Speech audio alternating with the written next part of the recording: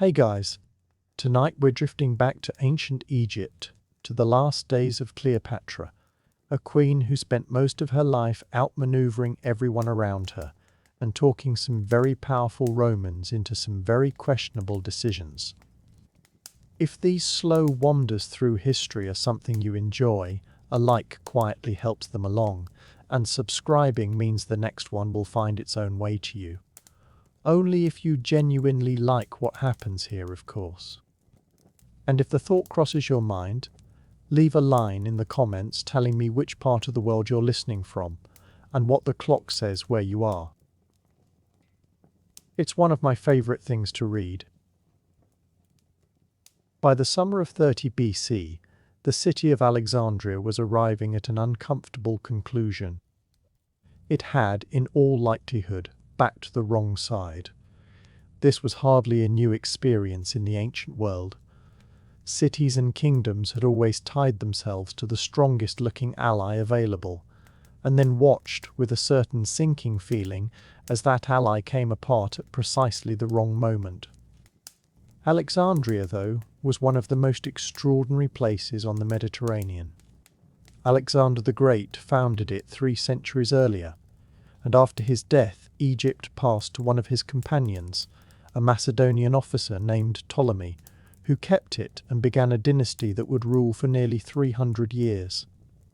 Cleopatra was the last of that line, Greek by descent rather than Egyptian, though by her day the family had been there so long that the distinction had gone soft at the edges. The city they built was a marvel. Its harbour was crowded with masts, ships riding in from Cyprus and Rhodes and the ports of Italy, unloading wine and taking on grain and papyrus and glass. A lighthouse stood on the island of Pharos at the harbour mouth, tall enough that sailors found it long before they could see the coast, its fire burning through the night while the sea moved black and patient beneath it. Behind the docks ran wide colonnaded streets, laid out on a grid so straight that the sea breeze travelled their whole length and cooled the city on summer evenings. And there was the great library, where scholars argued about geometry and the movement of the stars with a passion that made it very unlikely anyone in a tavern would ever invite them to pull up a chair. Alexandria had wealth. It had beauty. It had prestige, and it had its famous queen. What it did not have was any workable answer to the Roman problem. The Roman problem had a name, and the name was Octavian. Far away to the west, Rome had spent decades enthusiastically taking itself apart. Generals fought other generals, senators betrayed other senators. Alliances were formed with great solemnity and dissolved with even greater speed, lasting roughly as long as a loaf of bread stays fresh. Every so often somebody would declare himself the last honest defender of the Republic, and then set about dismantling what remained of it with real energy. Out of all that noise, 2 men had risen above the rest, and Cleopatra had chosen one of them. She had thrown in with Mark Antony, one of the most celebrated commanders Rome ever produced. At the time, this looked like an entirely sensible piece of judgment.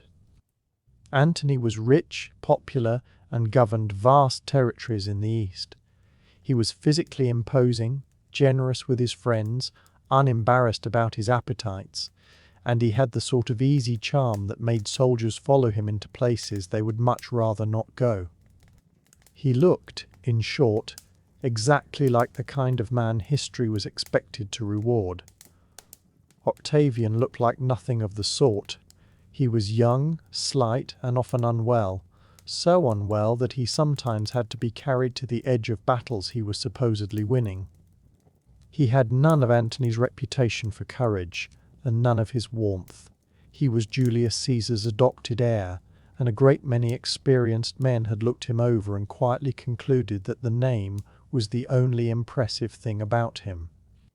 What Octavian did possess was patience, an excellent memory for insults, and the deeply irritating habit of defeating absolutely everybody who underestimated him.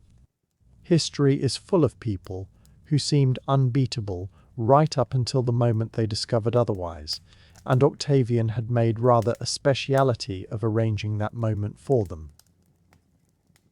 2 years before this summer, everything had turned on a single afternoon at sea. Off the western coast of Greece, near a promontory called Actium, the fleets had met. Antony and Cleopatra's ships were larger and heavier. Octavian's were quicker and better handled, and his admiral was the sort of man who read the wind properly. The line broke. Antony and Cleopatra got away with part of their fleet and sailed home, and by the time they reached Egypt, the story that had run on ahead of them was not a flattering one. Whole legions that had been waiting to see which way the day would go simply changed sides. Now Octavian's forces were moving toward Egypt, unhurried, from more than one direction. And unlike rumours, and unlike the promises of kings, Roman legions had an unfortunate reputation for arriving exactly where they had said they would. In Alexandria, the mood thickened. Merchants leaned closer together over their stalls. Servants traded scraps of overheard conversation in the cool of the palace corridors. Sailors coming off the boats brought a fresh crop of rumours every day, each one contradicting the last. Some insisted Antony was preparing a magnificent recovery. Others were certain the Queen had allies in the East who would appear at any hour. And a quiet, sensible minority began practicing the oldest survival skill there is, which is the art of explaining to anyone who will listen that you had, personally, always rather admired Octavian. Inside the palace, the woman at the centre of it all was facing the worst crisis of a life that had already contained a great many. Cleopatra was not some fragile figure waiting for history to happen to her. She was somewhere around 39, she had ruled for roughly 20 years, and she had ruled well. She spoke a remarkable number of languages, reportedly including Egyptian, which none of her Ptolemaic ancestors had ever troubled to learn. She had kept Egypt independent and solvent while nearly every other kingdom on the Mediterranean was quietly swallowed. She had survived a civil war against her own brother, an exile, a rebellion, and a family in which succession planning and murder had become very nearly the same subject. It has been said, not entirely unfairly, that compared with a Ptolemaic family reunion, a nest of cobras was a restful place to spend an afternoon.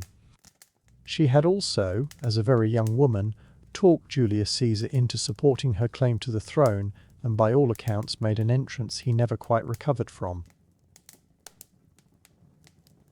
But even Cleopatra could see what was coming up the coast.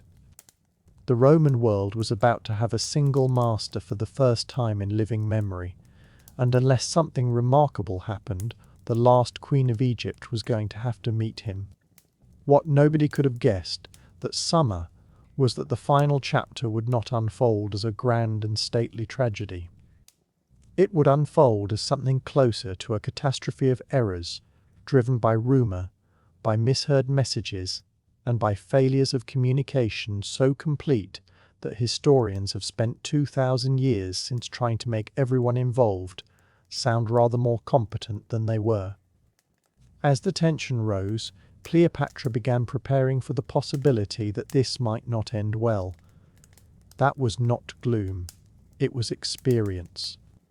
She had spent her adult life navigating conspiracies, Roman politics, foreign armies and her own relatives, and of those four, the relatives had always been the least predictable. Most rulers in her position would have poured everything into military preparations. Cleopatra did that too, but she did something else besides. She built a tomb, not a modest one. Ancient writers describe a great mausoleum rising near the palace by the water, still unfinished, and into it went the accumulated wealth of the Ptolemies, gold and silver, pearls and jewels, ebony, ivory, cinnamon and spices. Enough treasure to make even the most disciplined Roman official develop a sudden and passionate interest in bookkeeping. Officially, it was to be her resting place. Unofficially, it was the most expensive bargaining chip in the Mediterranean, because she understood exactly what Octavian needed. He wanted her alive, because a captured queen led through Rome would settle his reputation forever. He also wanted the treasure, because he had armies to pay and promises outstanding to people who had begun to notice that he was slow about keeping them. He needed both. And that gave her the one thing she had left, which was leverage. So the valuables began to move. Gold went from the palace to the mausoleum, then silver, then the jewels, then more gold, then presumably a little additional gold simply for peace of mind. One imagines the servants carrying yet another sealed chest along the same short stretch of road, noticing that every valuable object in Egypt seemed to be converging on one very specific building, and deciding, sensibly, to stop asking about it. The tomb quietly stopped being a tomb and became a fortified vault, and Cleopatra let it be known that if Octavian tried to take what was inside it, she would see it destroyed first. Fire in a building packed with timber and linen and spices would not need much encouragement. Everybody understood that this was not an idle threat. Conquering Egypt would be the achievement of Octavian's career. Conquering Egypt and finding the treasury reduced to ash would be a rather less satisfying story to bring home to the Senate. So the two of them settled into a strange, silent negotiation across 100 miles of desert road, exchanging messages that were warm, courteous, and entirely insincere on both sides, while a building beside the harbour slowly became the ancient world's most valuable locked room. And that was only the beginning, because very shortly Cleopatra would shut herself inside that mausoleum, and a misunderstanding born of that single decision would set off one of the most famous and most avoidable chains of events in ancient history. When Octavian's forces reached the outskirts of Alexandria, the queen withdrew into the mausoleum with a small group of her most trusted attendants. Her supplies were there. Her treasure was there. Whatever leverage remained to her was there. If matters turned ugly, she wanted to be standing beside the one thing her enemy wanted almost as much as he wanted her. Then she had the doors sealed behind her. From where she stood, this was straightforward caution. From absolutely everyone else's point of view, it looked uncomfortably like a funeral. And here we run into a difficulty that shaped a great deal of ancient history, which is that there was no way to correct a false impression quickly. No way to tell an entire city at once that the queen was perfectly well and simply sitting inside her own treasure-filled tomb for reasons of security. Information moved through guards and servants and messengers, through gossip in doorways, through guesswork, and through that one confident individual who explains a situation beautifully while understanding none of it. So the story began to travel. Someone had heard that the queen had sealed herself in. Someone else had heard that she did not intend to come out. A third person caught the tail end of that conversation and improved it slightly in the retelling. By evening, half of Alexandria was repeating a simpler and far more dramatic version. The queen was dead. Nobody knows how the rumour turned so quickly. Perhaps somebody guessed. Perhaps somebody exaggerated for the pleasure of it. Perhaps somebody simply enjoyed being first to carry astonishing news through a frightened city. 2,000 years later, that particular feature of human nature remains unsolved. Eventually, the story reached Mark Antony, which was unfortunate, because Antony was having the worst week of his life. His fleet was gone. His cavalry had gone over to the other side in front of him. His remaining soldiers were drifting away, and some were leaving with what could only be described as enthusiasm, which is never encouraging. For 20 years he had been one of the most powerful men alive, one of 3 who had carved the Roman world between them. Now he sat in a city that was no longer really his, surrounded by bad news and by steadily fewer people willing to tell him anything else. And then the report arrived. Cleopatra was dead. The woman he loved, the ally around whom he had built his entire future, gone. According to, it should be said, someone who had heard it from someone, who had heard it from someone else. In ordinary circumstances, a man might have checked. Antony did not. The ancient accounts suggest he accepted it at once, without sending a single messenger to confirm it. Perhaps he was exhausted past the point of thinking. Perhaps he was simply heartbroken. Perhaps when a week has already contained military ruin and political collapse, one more catastrophe no longer sounds unlikely. So he made a decision, and it was the decision of a man who had concluded there was nothing left to stay for. He did not wish to outlive her, and he asked a member of his own household to help him bring things to an end. It is said that the man could not bring himself to do it, and that the moment went badly wrong instead. Antony was left gravely hurt and, contrary to every dignified painting made of the scene since, still very much alive. And it was then, while he lay there, that fresh word arrived from the harbour. Cleopatra was not dead. She had never been dead. She was perfectly safe inside her mausoleum, sitting on the largest pile of treasure in the world, entirely unaware of any of it, which made her, in a way, the calmest person in the whole affair.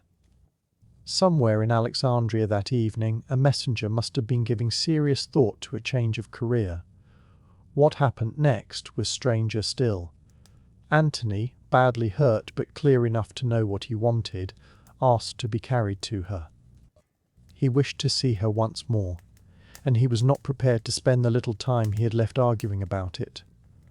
There was one obstacle. She had sealed herself inside a fortified building on purpose, and she was not opening the door. His friends brought him through the streets to the mausoleum and called up to those inside, and the answer they received was not an invitation to come in. Cleopatra had grown suspicious of every voice beyond those walls, and given the circumstances, who could blame her? Roman soldiers were already in the city. Rumours were outrunning facts by a considerable margin. To open the door was to risk losing everything at once, and so the door stayed shut, which left a genuine logistical problem. Antony was outside. Cleopatra was inside. Neither of them was willing to let the meeting be cancelled, and the solution they arrived at sounds less like the end of an era and rather more like a plan assembled in a great hurry by people who had never attempted anything of the kind before. Rather than unseal the entrance, the Queen sent her women up to an upper window and had ropes lowered down into the street below. The idea itself was simple enough. Antony had to be brought up into the mausoleum. Carrying it out proved rather more complicated. He was, by that stage of his life, a great many things at once. A celebrated general, a politician of long standing, a veteran of more campaigns than most men live through. For years he had been master of Rome's eastern provinces, which is another way of saying that a good many kings had learned to bow when he entered a room. What he was not, by any account that has come down to us, was a small man. Roman commanders of his rank were not famous for skipping meals, and Antony had spent the better part of a decade enjoying the hospitality of the wealthiest court in the Mediterranean. So ropes were found. Attendants gathered at the high window. And the ancient writers, who could be surprisingly attentive to this sort of detail, described the Queen and her women hauling on those ropes while Antony rose slowly and not at all smoothly through the warm evening air. It is worth resting on that picture for a moment, because history so rarely arranges itself quite so strangely. One of the most recognizable men alive, suspended in the air against a wall of pale stone.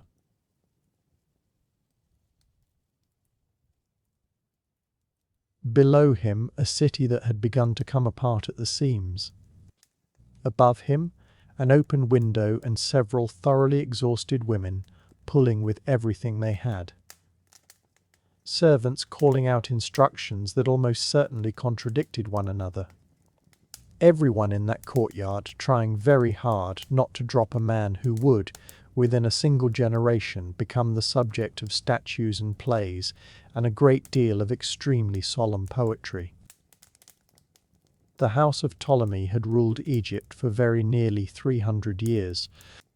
It had produced pharaohs and scholars, endowed libraries, and maintained a lighthouse that people sailed for days simply to look at. And its closing scene involved an improvised pulley and a door nobody was willing to unlock. History, when the mood takes it, can be wonderfully undignified. The effort was genuinely enormous. The sources go out of their way to say so, which suggests it made an impression on whoever first told the story. Cleopatra is said to have pulled at the ropes herself. This was a woman who had charmed Julius Caesar, who had negotiated as an equal with kings, who had governed one of the richest kingdoms on earth, and balanced its books rather better than most of her ancestors. And here she was, at the end of it all, engaged in what amounted to a very stressful piece of manual labour. Eventually, and only just, Antony was brought inside.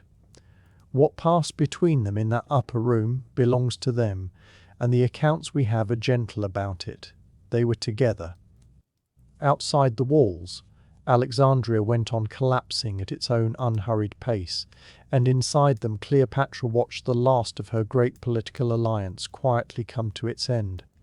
He died there, in the mausoleum, with her beside him. That is the part the historians agree on, and it is enough.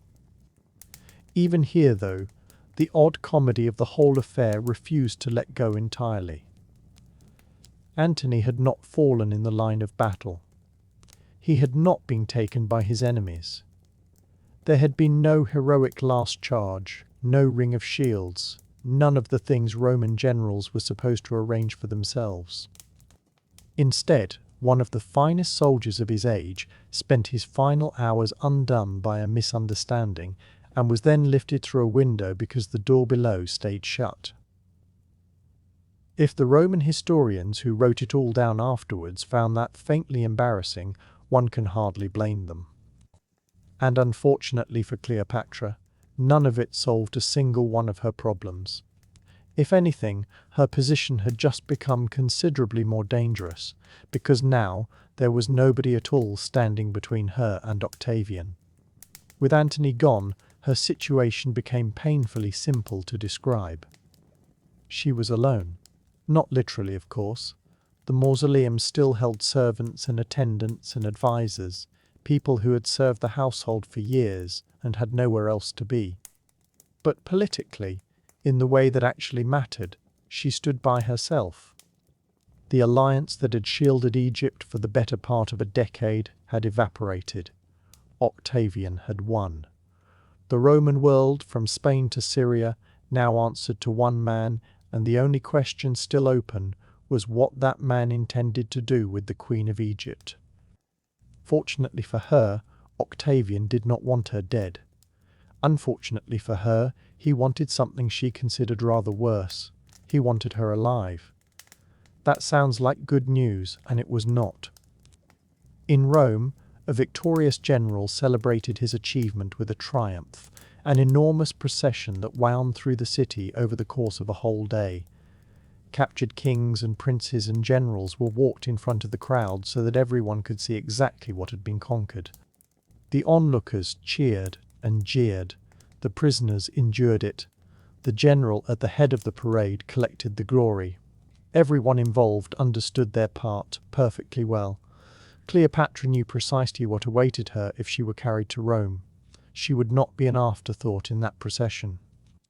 She would be its centerpiece, the living proof of Octavian's greatest victory, walked through the streets of a city that had spent years being told terrible things about her. For a ruler who had built her entire public life around the idea of royal dignity, who had appeared before her people as something close to a goddess, that was an unbearable thought. To be defeated by an enemy was one thing. To be displayed by one was something else altogether. Octavian, meanwhile, was being unusually careful. Another conqueror might simply have forced his way into the mausoleum and taken what he wanted. Octavian preferred to wait. He had a sharp instinct for the value of things, and he understood exactly what Cleopatra was worth to him. Gone, she became a symbol, and symbols have a habit of growing sympathetic once they can no longer speak for themselves. Alive, she was propaganda. And Octavian appreciated good propaganda almost as much as he appreciated winning, which is saying a great deal. So messengers began going back and forth across the city. Assurances were offered, warnings were delivered, wrapped in courtesy. Negotiations opened. Each side looked for an advantage, and each side assumed, quite correctly, that the other was doing exactly the same. Those conversations must have been exhausting to conduct. Picture two unusually intelligent people discussing cooperation while quietly examining every sentence for the trap they are certain is hidden somewhere inside it. That was more or less the atmosphere. Cleopatra tried to learn what Octavian truly intended. Octavian tried to learn what Cleopatra was planning. Neither of them gave away very much, and both of them knew it. And beneath all of it, never quite spoken aloud, sat the other matter that occupied everybody's thoughts: the treasure. The mausoleum held a great deal of it: gold and silver, worked jewellery, precious stones, ivory and ebony, fine things gathered over generations by a family that had never seen much virtue in modesty. Octavian wanted it badly, and there was nothing especially shameful in that. Conquering Egypt was already a historic achievement. Conquering Egypt and returning home with its treasury was better. He had armies to pay, veterans to settle on land of their own, a city to rebuild and a reputation to construct, and all of those things run on money. In a strange way, the Queen and her treasure had become bound together in everyone's mind. Whoever held one would very likely end up holding the other. Cleopatra understood this perfectly, which meant that for the moment she still possessed a single piece of leverage. So long as she was alive, and so long as that wealth stayed sealed behind stone walls where Roman soldiers could not reach it, Octavian could not quite relax. For perhaps the last time in her life, she still had cards in her hand. The difficulty was that Octavian was holding most of the deck, and with each passing day her remaining moves grew fewer. This was, for her, an unfamiliar sensation. For nearly 2 decades, Cleopatra had made a habit of escaping impossible situations. She had done it through intelligence, through patient negotiation, through charm, through a genuine talent for political maneuver, and now and then by persuading powerful Roman men that helping her had been their own excellent idea all along. It had worked remarkably well for a remarkably long time. But Octavian now controlled Egypt. His soldiers occupied Alexandria. His victory was not partial, and it was not provisional. It was finished. And still she refused to sink into despair. Whatever else may be said about her, determination was never in short supply. The sources suggest she turned over every possibility she could think of. Could Octavian be negotiated with? Perhaps. Could something be arranged for her children? Maybe. Could she leave Egypt altogether and begin again somewhere beyond Rome's reach? That one grew less believable by the hour. One story claims she considered having ships dragged overland to the Red Sea, so that she might sail eastward and build a new base of power somewhere out past the edges of Roman ambition. It is an impressive idea. It is also very much the kind of idea people arrive at once. Every ordinary option has already been tried and set aside. Moving ships across a stretch of desert is not impossible exactly.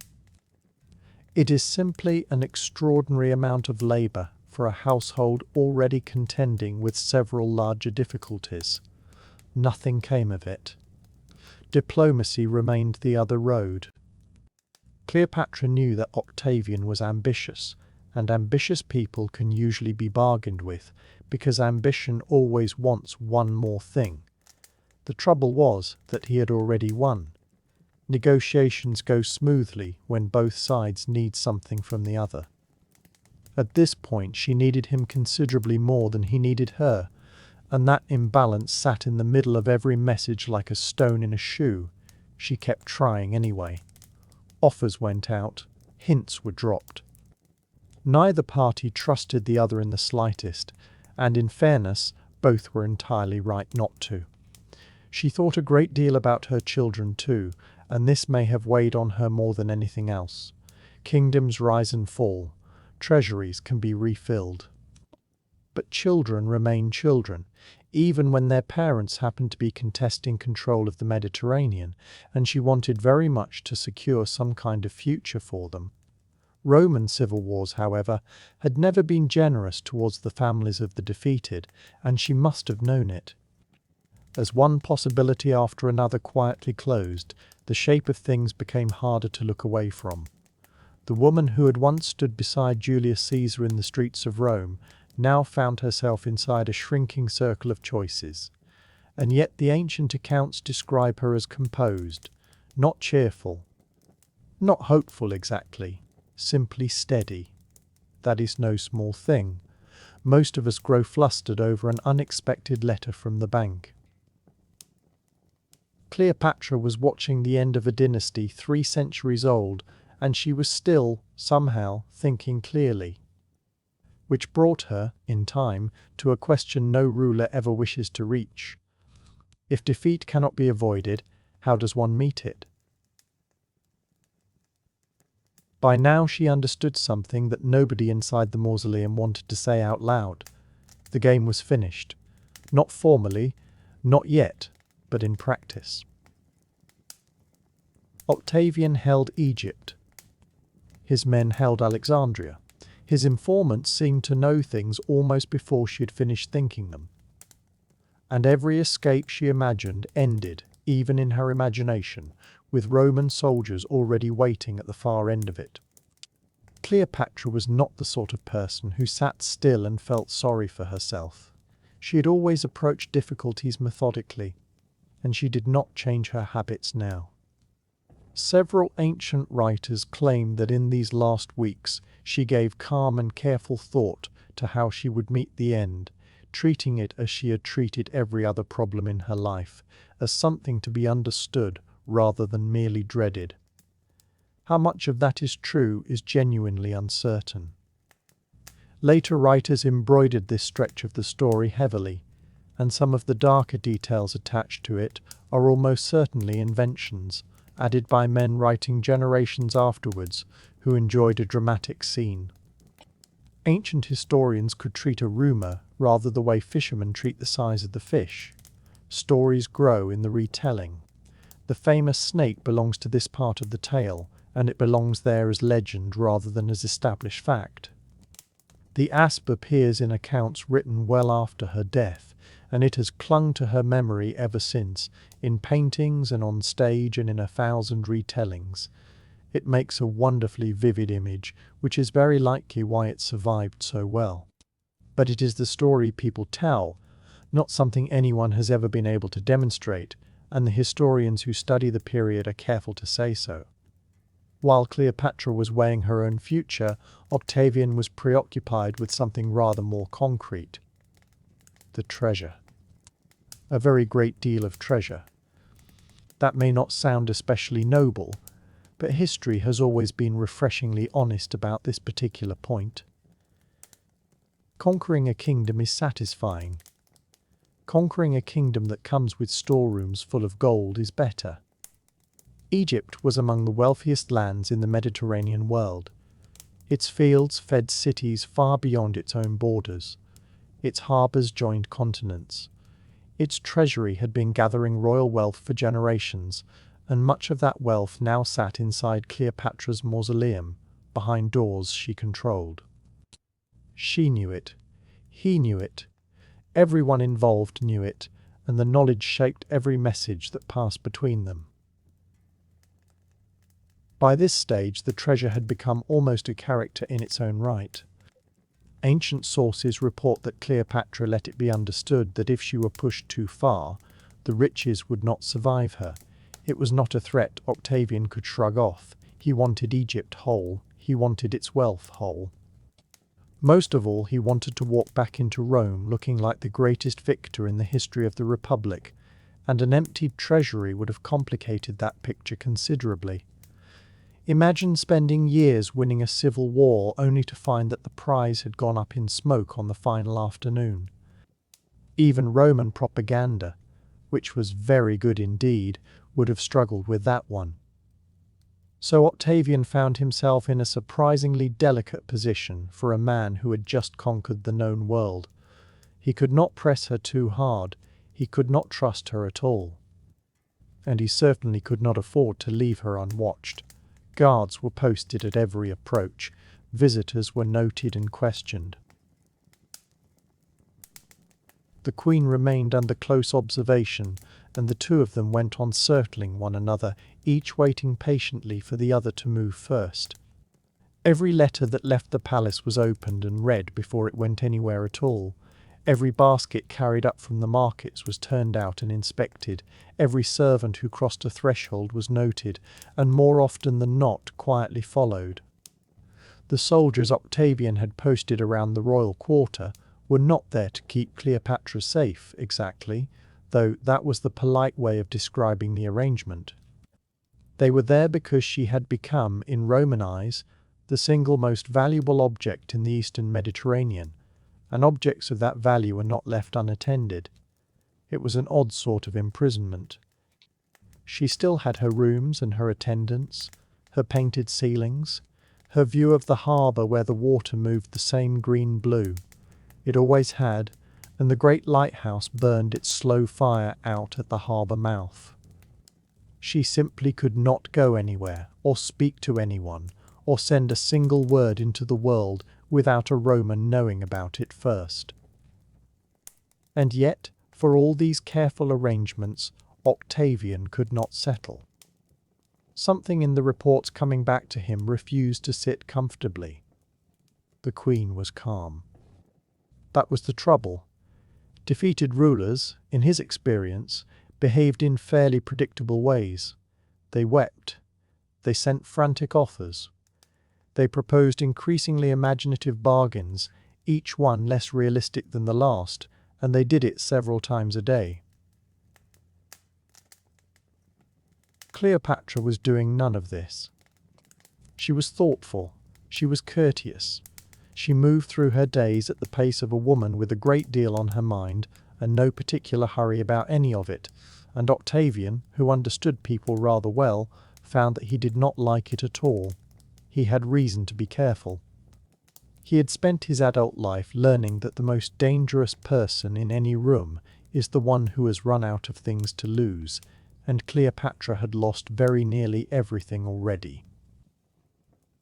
She was also one of the cleverest people he had ever had to deal with. He had beaten her at sea. He had not yet beaten her at the thing she was actually best at, which was thinking 3 steps further ahead than whoever happened to be sitting opposite her. So the reports kept arriving, and Octavian kept turning them over. The Queen had asked for particular foods. The Queen had spoken privately with 2 of her women. The Queen had written something, and then written something else. The Queen had sat for a long while at a window without speaking. Taken one at a time, none of it meant anything. Palaces have always run on small requests and quiet conversations. Taken together, laid out side by side on a Roman officer's table, they began to look uncomfortably like preparation. Preparation for what, nobody could say. That was rather the point. It is worth remembering what Cleopatra had spent her life doing, because it explains the calm better than anything else. She had been, from girlhood, a person who made plans. When one arrangement collapsed, she built another out of the pieces. When an ally died or drifted away, she went looking for a replacement before the news had finished travelling. When an enemy appeared, she studied him patiently for the loose thread that could be pulled. She had come up in a court where a misjudgment was not corrected with a stern conversation, but with exile, or with a reign that ended surprisingly early and was written about afterwards in very careful language. She had outlasted brothers, advisers, generals, and a number of men who had been entirely certain they were cleverer than she was. Now, for perhaps the first time in 20 years, she could look at the whole board at once and see it plainly. Octavian held Egypt. His soldiers held Alexandria. His agents held her doorways. The sea, which had been her family's road and shield and fortune for 3 centuries, belonged to Rome from one end to the other. The Ptolemies, who had ruled from this city since the generals of Alexander divided his world between them, were finished as a ruling house, and everyone involved understood it. 300 years of grain fleets and temple building, of dynastic marriages and elaborate quarrels, had narrowed down to a handful of rooms, a handful of loyal people, and a very small number of remaining choices. Strangely, this seems to have steadied her. The ancient writers returned to it again and again, her composure in those last days. Not cheerfulness, not hope, something quieter than either. The particular calm that arrives when a person stops spending energy on outcomes they can no longer influence, and turns instead to the few small things still within reach. Octavian, meanwhile, grew steadily less comfortable, which on the face of it makes very little sense. He had won. Antony was gone. Egypt was his. Treasury and granaries and all. The civil wars that had torn the Roman world apart for the better part of 2 decades were finally, genuinely over, and he stood a short walk from becoming the first man in the known world. By any reasonable accounting, this ought to have been the most restful stretch of his life. Instead, he was lying awake over one woman in a guarded set of rooms a few streets away. The difficulty was that everything she did could be read 2 ways, and he had no means of knowing which reading was correct. She requested certain dishes at dinner. Why those? She spoke alone with her attendants. About what? She wrote letters. To whom? And saying what? She sat quietly for long stretches, thinking about the past or arranging the future. His men searched for meaning in all of it and found rather too much, in the way that people do when they are watching somebody they cannot outguess. There is something almost gently comic in the picture of hardened Roman officers, veterans of a dozen campaigns, standing about in a corridor trying to work out what a request for figs might signify. The harder they watched, the less certain they became. Cleopatra, for her part, went on putting her affairs in order. She talked about her children, and what might become of them, which was the one subject where her composure was said to falter. She settled the practical matters of the kind that always outlive great events, small debts and small promises. She made provision for possibilities that nobody in the room was willing to name aloud. One of her last requests was to visit the place where Antony had been laid. Octavian allowed it, and it is not entirely clear why. Perhaps he thought grief would soften her and make her easier to manage. Perhaps he thought a small kindness would purchase cooperation later. Perhaps, and this is not impossible, he simply thought it was the decent thing to permit. Whatever the reasoning, she went. The accounts say she wept there, and spoke to him, and said whatever she had to say. It is one of the few moments in this whole long story that has nothing to do with strategy at all. 2 people had made a great many enormous political decisions together, a fair number of them badly, and now one of them stood alone at the end of it, saying goodbye. Even after that, Octavian still misread her. He believed time was on his side. He believed she would eventually come round to reality, as defeated rulers generally did, and that he would then have exactly what he wanted. What he had not grasped was that Cleopatra had accepted reality already, some while ago, in her own time and without mentioning it to anyone. And acceptance, in her case, was not surrender. It was the last thing that had to happen before she could decide. On the morning of her final day she was, by every account, entirely ordinary, and that is the detail that ought to have alarmed the Romans far more than it did. There was no speech from a balcony. There was no desperate late attempt to raise soldiers, or bribe a garrison, or smuggle a message south to the desert forts. She rose, she bathed, she dressed with care, she ate. Her women moved around her as they always had. To the guards standing in the shade outside, this was reassuring. The Queen had settled at last, and the difficult part was over. To anyone reading it 2,000 years later, it has the unmistakable shape of a person who has already finished deciding, and is simply seeing the day through properly. Octavian's mistake, right to the end, was one of category. He had been handling Cleopatra as a political problem, something to be contained, negotiated with, and eventually presented. She had stopped thinking of herself as a political problem some while before. She thought of herself as the one still holding a decision, and those are two very different positions to occupy, even when only one of you has an army. At some point that day, a letter went from her rooms to Octavian. It was short. She asked to be buried beside Mark Antony. That was all of it. No terms, no appeal, no bargaining, no request for mercy for herself. To almost anyone, it would have read as an act of grief. To a suspicious Roman politician holding it in his hand, it should have sounded like every alarm in Alexandria going off at once, because a woman arranging her burial is not a woman waiting to see how things turn out. He understood it the moment he read it. What followed was the sort of scene that happens when a very controlled man realizes that months of careful work may already have come undone. Orders were shouted, messengers went out at a run, guards made for the royal quarter at a speed that was, in fairness, extremely impressive. It was also several hours too late. When the Romans reached her, it was finished. She had passed beyond them.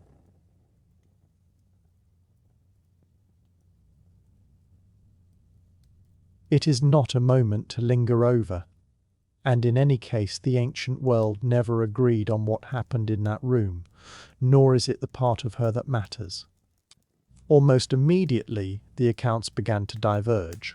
One version, the one everybody remembers, involves a snake carried in among a basket of figs, and it should be said plainly that this is the story people told rather than anything anyone ever established.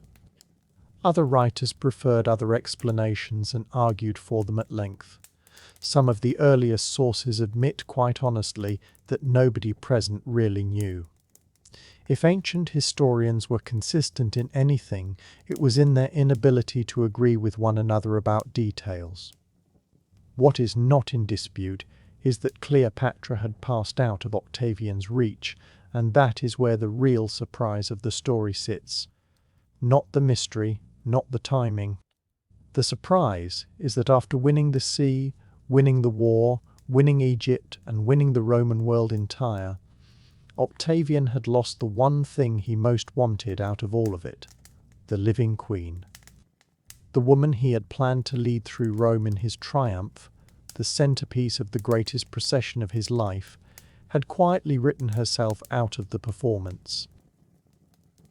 For a few moments the conquerors of Egypt simply stood in that palace, looking at an outcome nobody had authorized. It was not supposed to go this way. Octavian had planned so carefully. He had taken Alexandria without wrecking it. He had secured the treasury, which mattered enormously, since it would pay his soldiers for years to come.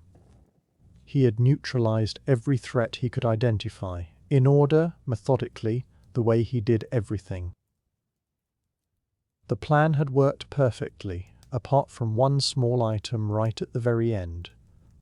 The most important prisoner had got away, not over a wall but out of the story altogether, which is somehow the more irritating of the two. The irony must have been hard to swallow. After years of war, after all those lives, after the complete rebuilding of Roman politics around himself, the future emperor found he had been outmaneuvered by a woman he had already defeated. He had still won, of course. History would give him the name Augustus, and remember him as Rome's first emperor, and largely take his side. But victories have flavours. Some are glorious, and some are merely successful, and this one had the distinct taste of reaching for the last piece of something and finding that somebody else had just taken it. His officers asked their questions and formed their theories and arrived nowhere in particular.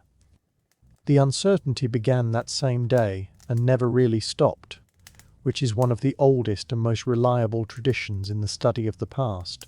When no one can possibly know the answer, everyone becomes an authority.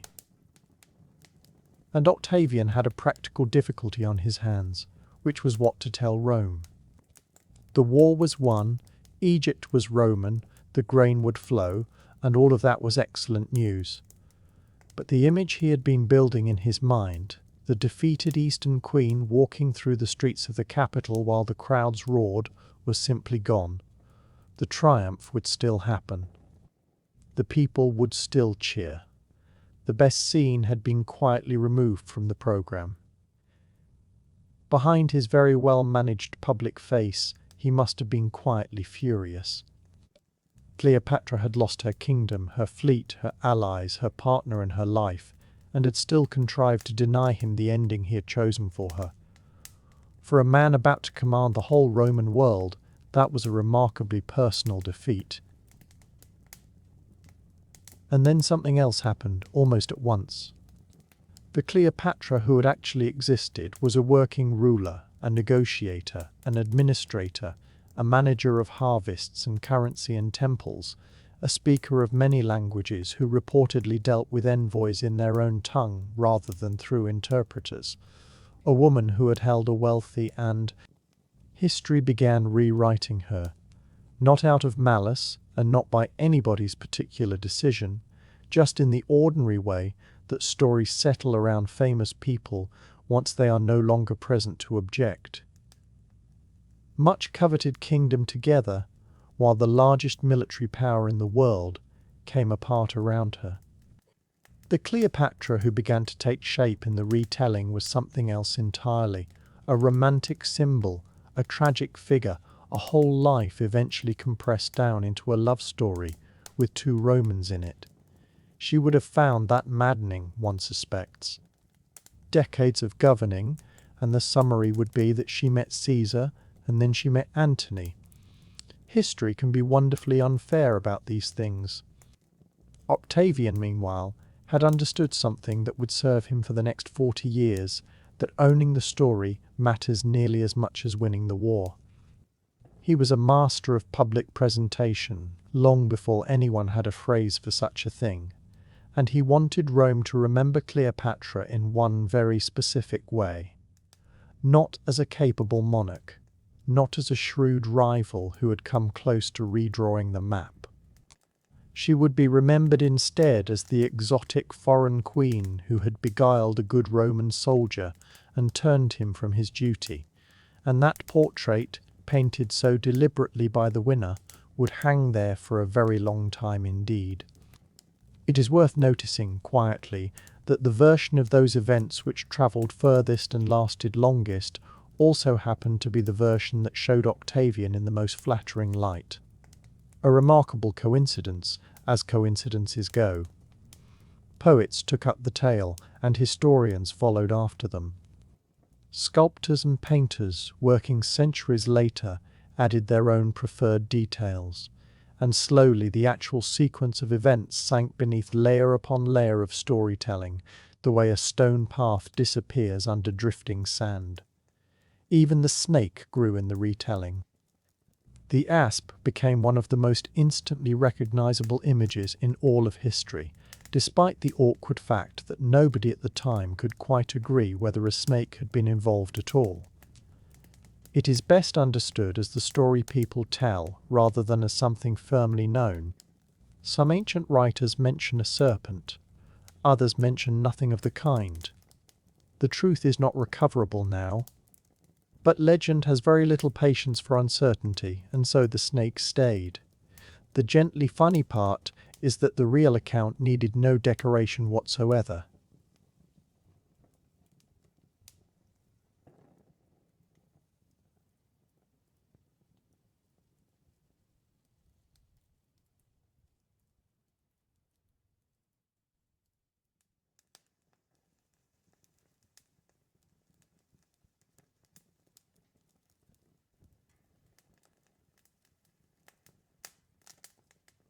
A queen shut inside her own monument with the treasure of a kingdom.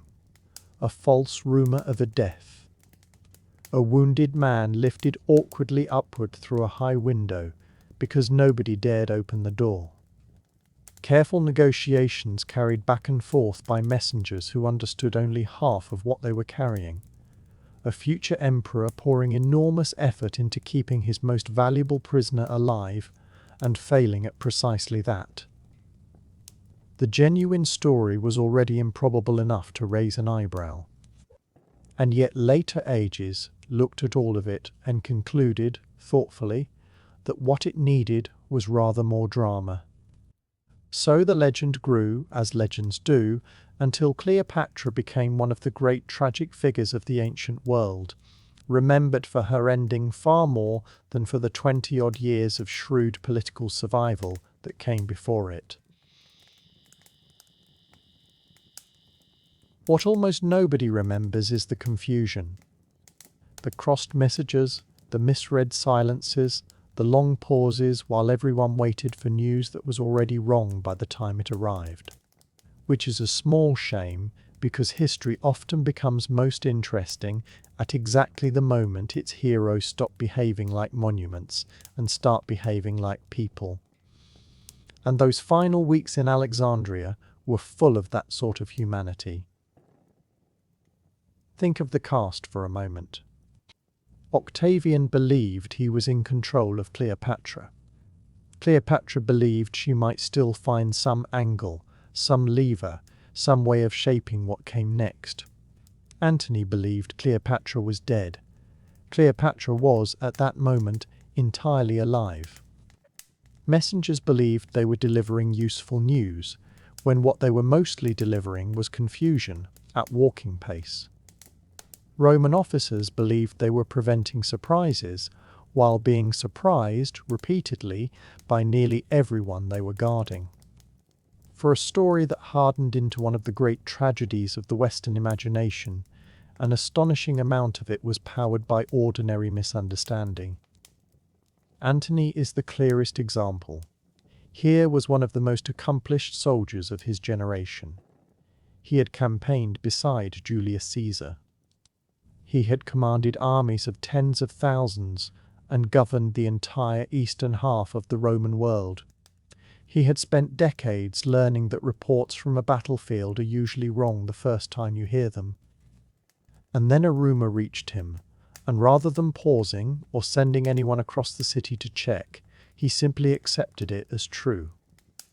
The fate of a kingdom shifted because someone, in a bad hour, skipped the ancient equivalent of asking whether that had actually been confirmed. Octavian, for his part, planned with tremendous care, weighing every detail and quietly filing away every risk.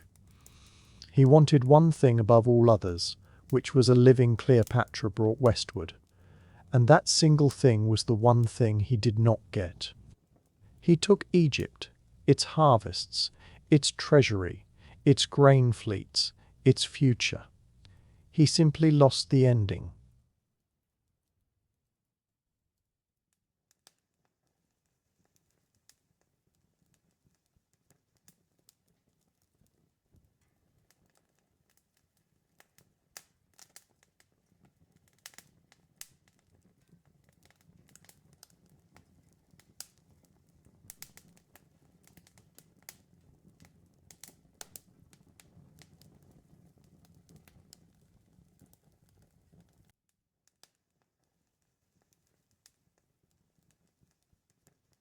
Her kingdom had passed out of her hands. Her dynasty, 3 centuries old, was closing. The men whose fortunes she had tied to her own were gone, and yet, through all of it, she remained remarkably difficult to manage. Even stripped of nearly everything, she went on making her own decisions about her own circumstances, which frustrated very nearly everybody around her, and the Romans most of all. Perhaps that is the real reason her name survived. Not because she won, because she did not.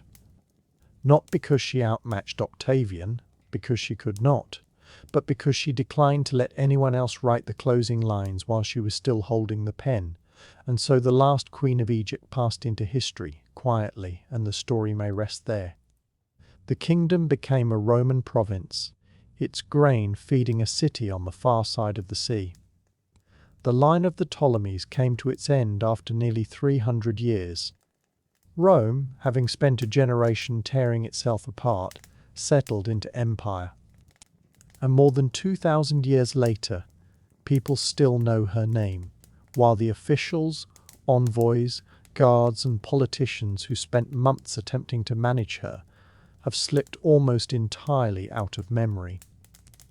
Her final weeks were tragic and dramatic and genuinely historic.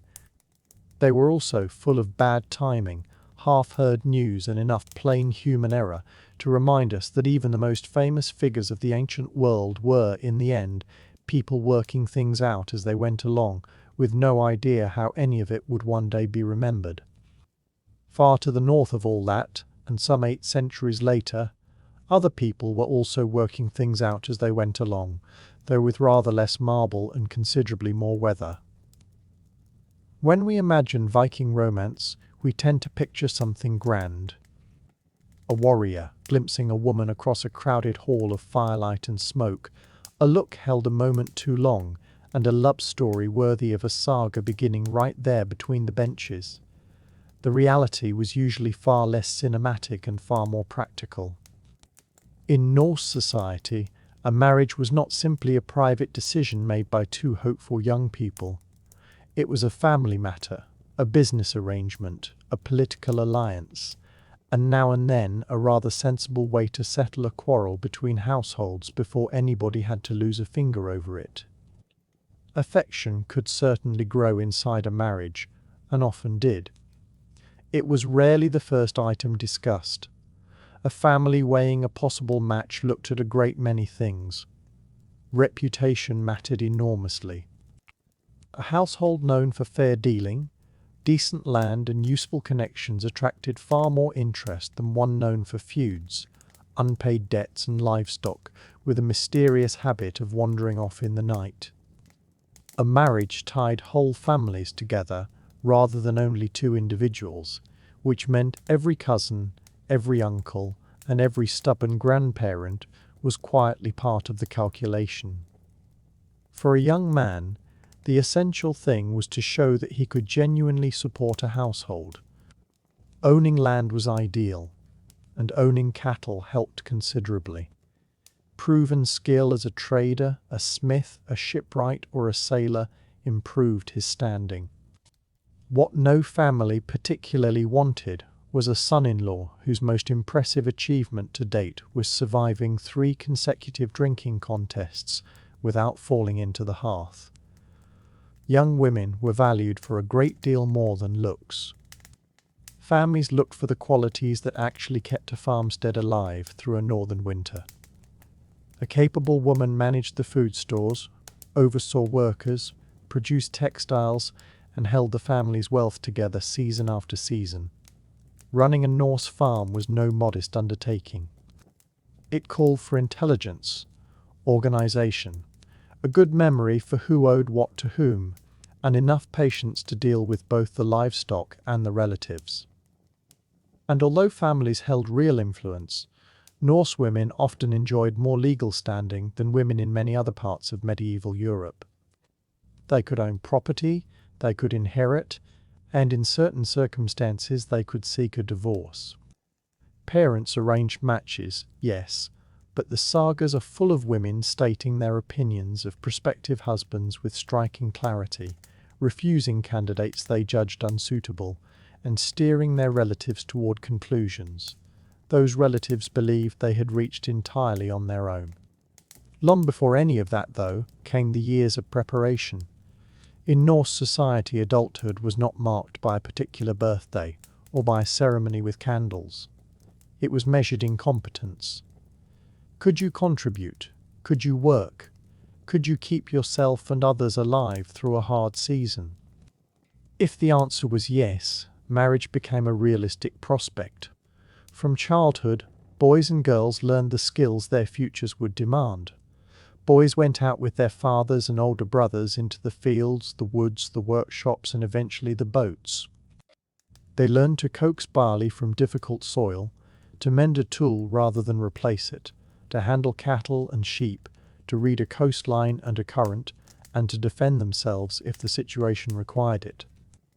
Scandinavia could be unforgiving, and there was little room in a household for someone who preferred to sleep late while everyone else was already out in the cold. Many boys dreamed of returning one day with silver from trade or from a voyage westward, because wealth and a growing reputation improved a young man's prospects considerably more than a pleasant smile ever did. Girls were prepared just as thoroughly. They learned spinning, weaving, cooking, brewing, the preserving of meat and fish, and the running of a household's stores. Such work can sound ordinary at a distance of 1,000 years, but it was central to survival. Cloth alone was an enormous undertaking. A single sail for a ship could take years of spinning and weaving, and that work fell largely to women. As girls grew older, they took on more responsibility, managing supplies, supervising younger children, learning how the whole daily machinery of a farm fitted together. It was not unlike running a small business, except that the business occasionally involved retrieving sheep from a snowdrift at dusk. By their teenage years, young men and women were already being observed by their neighbours with quiet interest. Diligence and steadiness improved their prospects, while idleness, recklessness, or a talent for starting arguments that did not need starting could damage them quickly. Families paid close attention because a marriage was meant to last for decades and to bind two households in genuine cooperation.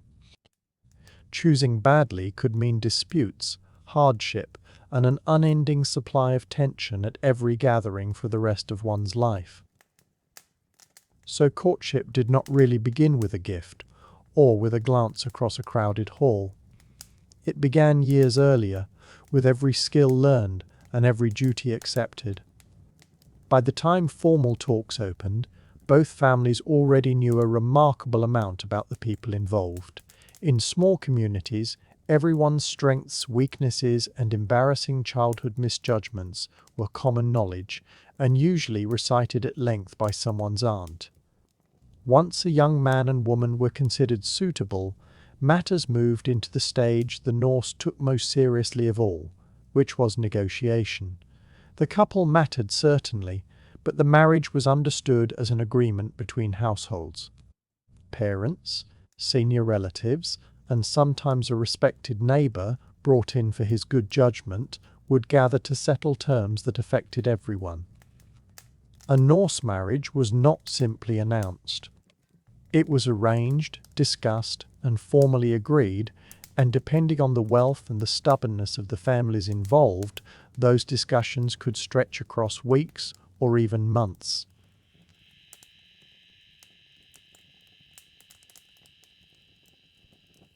Property stood at the centre of it. The groom's family generally provided a bride price, known as the munde, paid to the bride's family as evidence that he could truly support a household. A man who could not manage a respectable munde struggled to persuade anyone he was ready.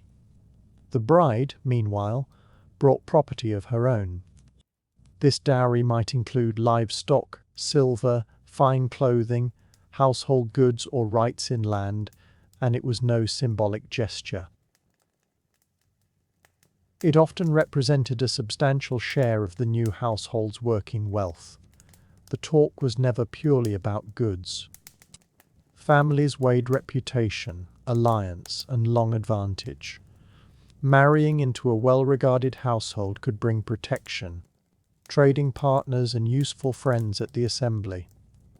In a world where local disputes could smoulder for generations, a good alliance was worth its weight in silver, and sometimes rather more. Not every negotiation went smoothly. Some families asked a great deal, and wealthy households could be exceedingly particular. A proud father might occasionally value his daughter at a figure that left the neighbouring farmers wondering whether they were arranging a marriage or purchasing a small fleet.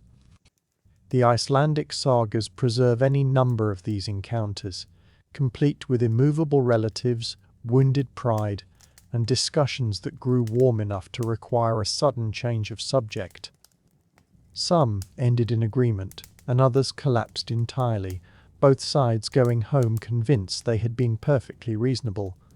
Still, the process served its purpose. By the time terms were settled, obligations were clear, property had been accounted for, alliances had been formed, and preparations for the wedding could begin, a celebration of feasting and gifts, and considerable quantities of ale. With the agreement made, the couple were no longer strangers connected only by other people's arithmetic.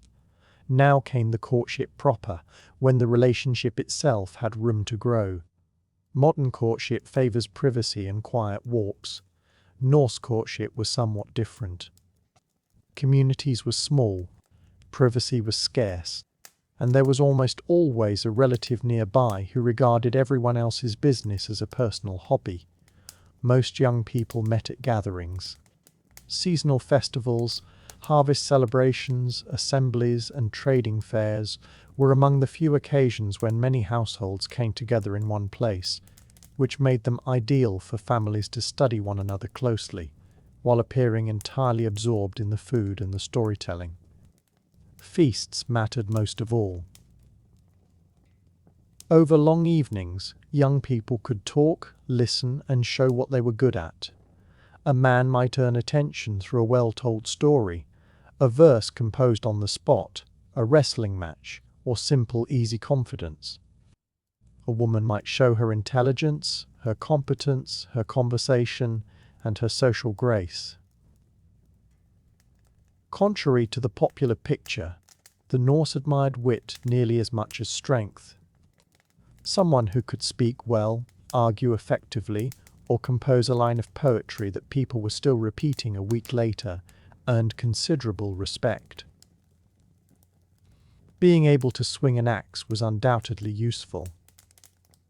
Being clever enough to make the axe unnecessary was, on many occasions, more useful still. Gifts became part of it too, a piece of jewellery, a finely worked comb or brooch, some small possession that carried meaning. Such exchanges served as visible evidence that something was developing, which in a small community was welcome information. The sagas record plenty of romances that took shape in exactly this way. Some describe genuine affection and real admiration. Others involve rivals, misunderstandings, obstinate parents, and enough family complication to keep a saga writer comfortably employed for years. Women often held more sway over these matters than outsiders assume. A determined woman might encourage a match, quietly discourage a suitor she had no interest in, or persuade her relatives to reconsider a plan they had thought was long since settled. Family approval remained important, but personal feeling was never entirely disregarded. And not every courtship ended happily. Illness could intervene. Fortunes could turn. A shift in local politics, a poor harvest, a debt called in, or an old quarrel resurfacing at the wrong moment could unravel arrangements that had taken months to build. Nothing in the Viking Age came with a promise attached. But when a courtship went well, when the talking was finished and the terms had been agreed and the gifts had passed from one household to the other, a quiet excitement began to gather in both families. What remained was the wedding itself, and a Norse wedding was not a small thing. It was the sort of occasion for which people would travel a long and inconvenient distance, simply for the chance to eat well, to drink rather more than they had planned, and to stand as witness while a new family came into being. So, the day arrived at last, at the end of all those weeks of negotiation and arrangement. It was never a hushed little ceremony with a handful of relatives standing about looking solemn. It was one of the largest events a community could stage, and it carried a great deal at once. There was law in it, and alliance, and religious tradition, and a supply of food and drink generous enough to test the judgment of everyone present.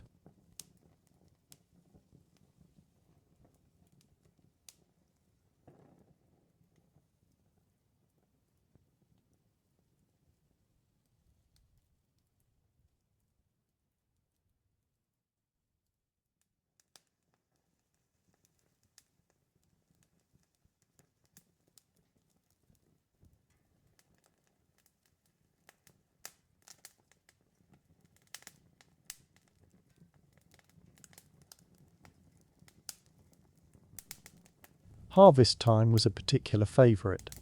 A family wanted its guests arriving cheerful and well-fed, rather than stumbling in out of a snowstorm, cold to the bone, quietly reconsidering every choice that had led them there. The preparations could run for weeks. Ale and mead had to be brewed in quantities that seem almost improbable now. Animals were chosen and made ready. Bread was baked, fish was salted and dried and laid out, and benches were dragged into place along the length of the hall. Hospitality in the Norse world was not a courtesy, but a measure of character, and a household that put on a thin, apologetic feast could expect to hear about it for years afterwards from people who would raise the subject at every gathering with an air of great regret. Guests came from far off. Relatives, neighbours, friends, allies whose goodwill the family could not afford to lose. Their presence was not decoration. A marriage was not a private understanding between two people, it was a public arrangement, and it needed a room full of eyes to make it real. In a world without registries, memory was the record, and the more people who remembered, the sounder it stood. The ceremony itself varied from one corner of the Norse world to another, but certain threads run through most accounts. Oaths were spoken, gifts were handed over in view of the company. The agreements that had been settled between the two families were confirmed aloud, before witnesses, so that nobody could later claim a convenient case of forgetfulness. Those declarations made the rights and the obligations of the new marriage plain to everyone in the hall.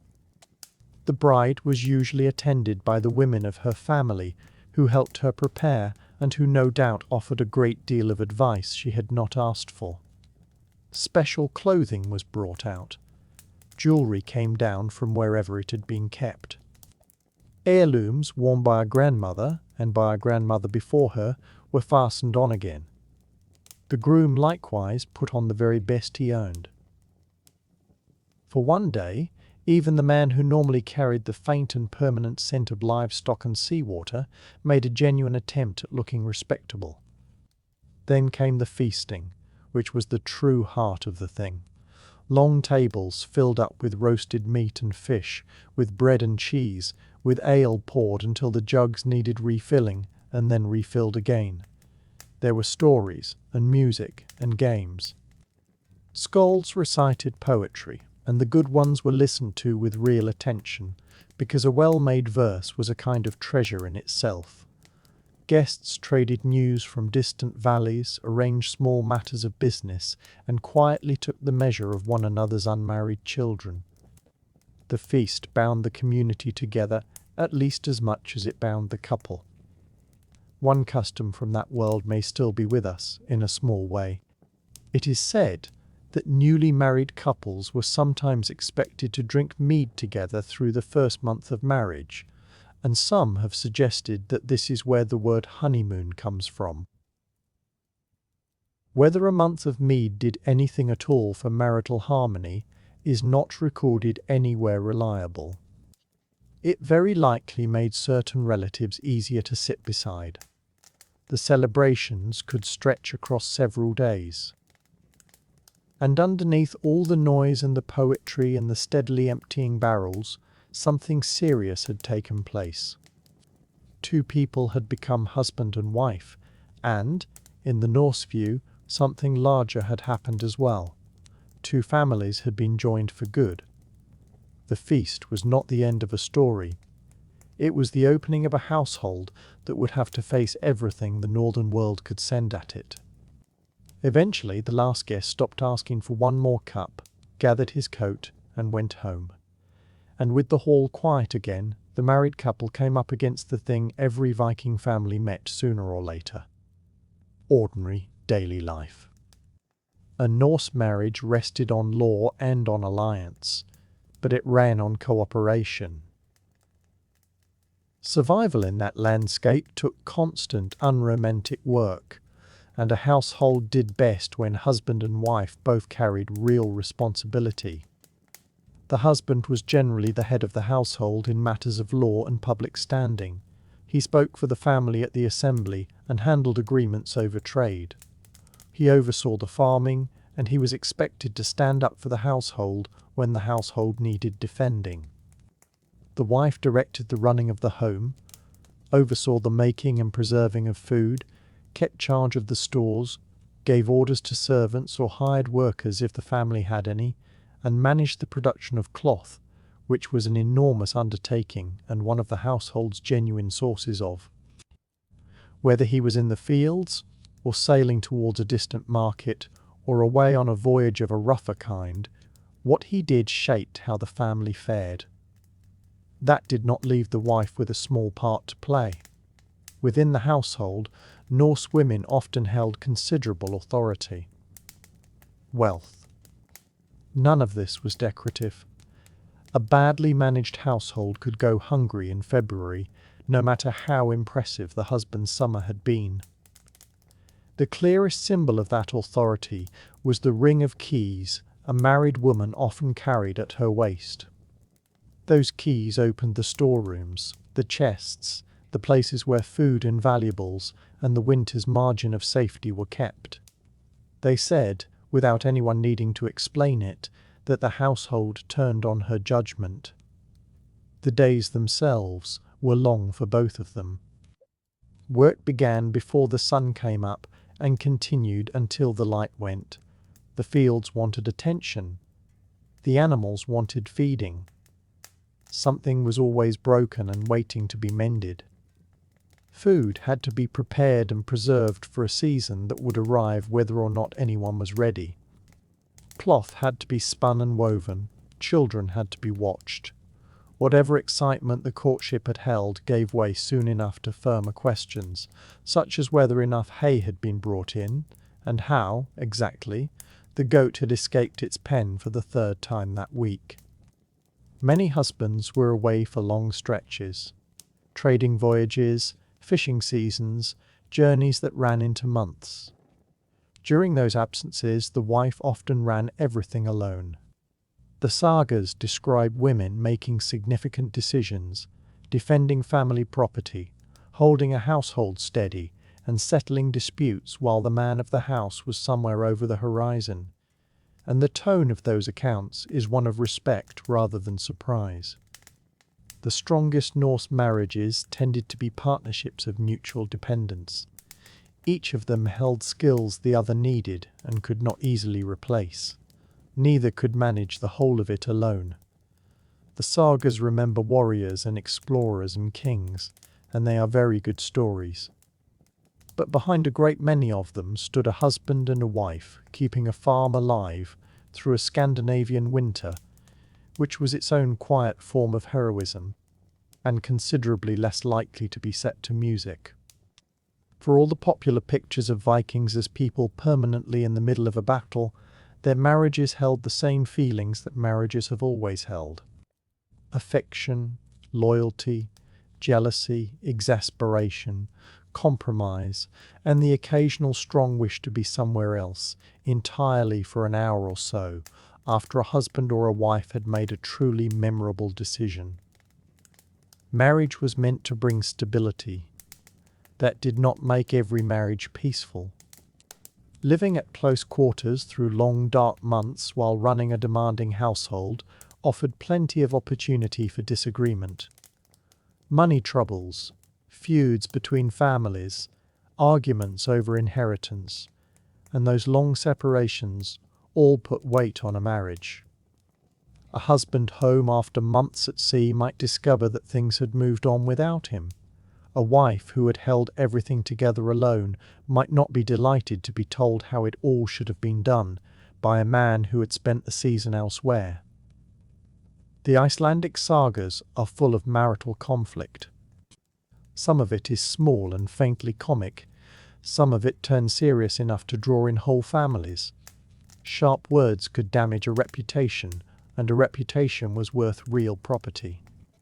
A broken promise could sour relations between households for a generation, and in the worst cases, a quarrel between two people grew outward until it involved cousins and neighbours who had no idea what the original argument had been about. And yet Norse society recognised something that much of medieval Europe did not: divorce. Under certain circumstances, Norse women appear to have held the legal right to end a marriage. It was not thought of as a good outcome, but it was accepted as a legitimate one when a marriage had genuinely failed. The process was surprisingly formal. A woman seeking to end a marriage generally had to declare her intention before witnesses.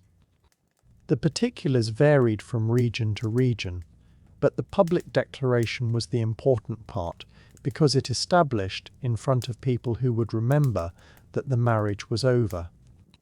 Then came property, the division of what each family had brought, and the settling of obligations according to local law and custom. Men could seek divorce as well, on grounds that some accounts suggest included abandonment, mistreatment, a failure to provide, or behaviour the community considered dishonourable. The existence of these routes on both sides says something about how the Norse understood marriage. It was a contract, and a contract carries duties for everyone who agrees to it. That flexibility gave women a measure of protection that was uncommon elsewhere in Europe at the time. A wife was not necessarily bound forever to a marriage that had become unbearable, none of which made divorce simple. Families involved themselves whether or not they were invited. Property had to be untangled. Neighbours formed opinions and shared them freely. Nobody enjoyed being the chief topic of conversation at every feast for the following several months. Still, the fact that the option existed tells us something true. Viking marriage was not only about knitting two families together, it was about maintaining a partnership that actually worked. And when a partnership had entirely stopped working, Norse law was willing to admit that the sensible answer was for two people to go their separate ways. For most couples, though, the wedding was a beginning rather than a destination. Families expected a marriage to bring children, to strengthen the household, and to carry property and traditions and the family name forward into another generation. Children mattered enormously in that world. Life was uncertain, illness was common, and ordinary days carried real risk. Everyone understood that the future of a household rested on raising sons and daughters capable of taking it on. A marriage was often judged not only by the contentment of the two people inside it, but by the strength of the family they built. So a birth was a significant event. Relatives gathered, gifts were given, and hopes for the child began forming almost at once. Parents looked at a newborn and saw a future farmer, a trader, a shipwright, a keeper of a household. The newborn, for its part, was chiefly concerned with sleeping and with raising objections at inconvenient hours. The naming carried particular weight. Many children were given the name of a respected ancestor, which kept that memory alive and tied the living to the dead. A name was a thread running back through the family, a reminder that each generation belonged to something longer than itself. Carrying a successful grandfather's name brought honour with it, and also a certain amount of expectation. No pressure at all, of course. Only several generations of family reputation resting on a very small pair of shoulders. Both parents shared the raising. Fathers passed on practical skills, family history, and the legal obligations a person would one day have to shoulder. Sons learned farming, trading, hunting, sailing, and the handling of weapons from the men around them. Mothers taught daughters the management of a household, the making of cloth, the preparing and keeping of food, and the countless small competencies that hold a home together. But the divisions were never absolute. On a small farm, everyone learned a little of everything, because the work did not much care who was supposed to be doing it. As children grew, they became genuine contributors. Boys and girls alike helped with the animals, carried and fetched, and took on chores as soon as they were able. Childhood existed, and there was play in it, and affection. It was simply shorter than we would expect now. Responsibility came early and stayed. Beyond survival, parents hoped their children would raise the family's standing, make good marriages that brought new allies, and hold on to the land that had been handed down. Every child who did well lifted the household a little higher in the eyes of the community. That, in the end, was the deepest purpose of Viking marriage. Not romance alone, and not companionship alone, but continuity. Through children, a family kept its name, its wealth, its stories, and its place in the world. In a time when fame faded quickly, and fortunes could vanish in a single bad season, raising the next generation may well have been the most durable legacy anyone could leave. Which leaves us, at the end of all this, with a picture rather different from the familiar one. Viking marriage was neither the scene of fierce warriors carrying off brides that later centuries so enjoyed imagining, nor a cold transaction with no feeling in it anywhere. It sat somewhere in between, as most human arrangements do.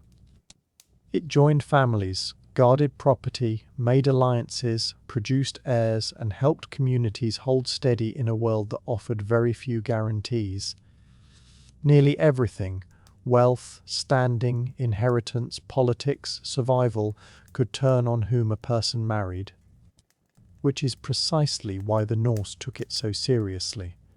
But a household needed more than agreements and goodwill to last. It needed knowledge of the land it stood on. It needed to know when the ice would carry weight, where the fish would run, how to read the weather and the colour of a morning, and how to find the way home from a place with no path through it.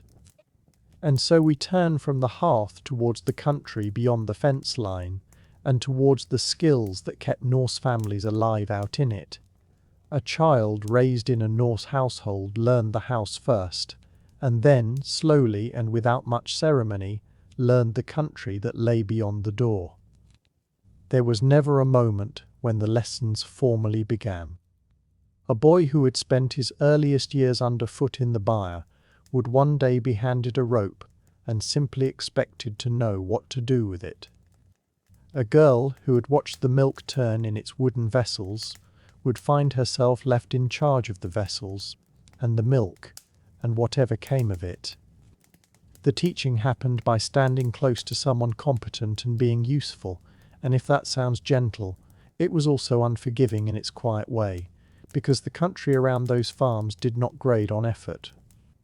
What the young learned above all was how to read land, and land in the Norse world meant something quite particular. It meant pasture and hay meadow, timber and bog iron, fishing water and hunting ground, the shape of a valley and the direction its river ran. A family did not simply own a farm.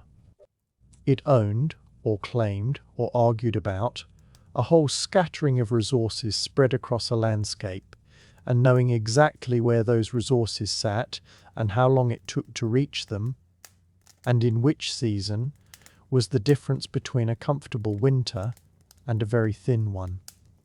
Wealth in the north was not gathered neatly in one place. It lay distributed across the countryside, waiting to be gone after and fetched home. The tools that made this possible were few and much loved. Chief among them was the axe, which in Norse hands did very nearly everything. It felled trees, split firewood, shaped house timbers, notched boat planks, and trimmed the endless small pieces of wood that a farm consumed the way a fire consumes air. After the axe came the knife, which almost everyone carried, and which was as much a piece of eating equipment as a working one.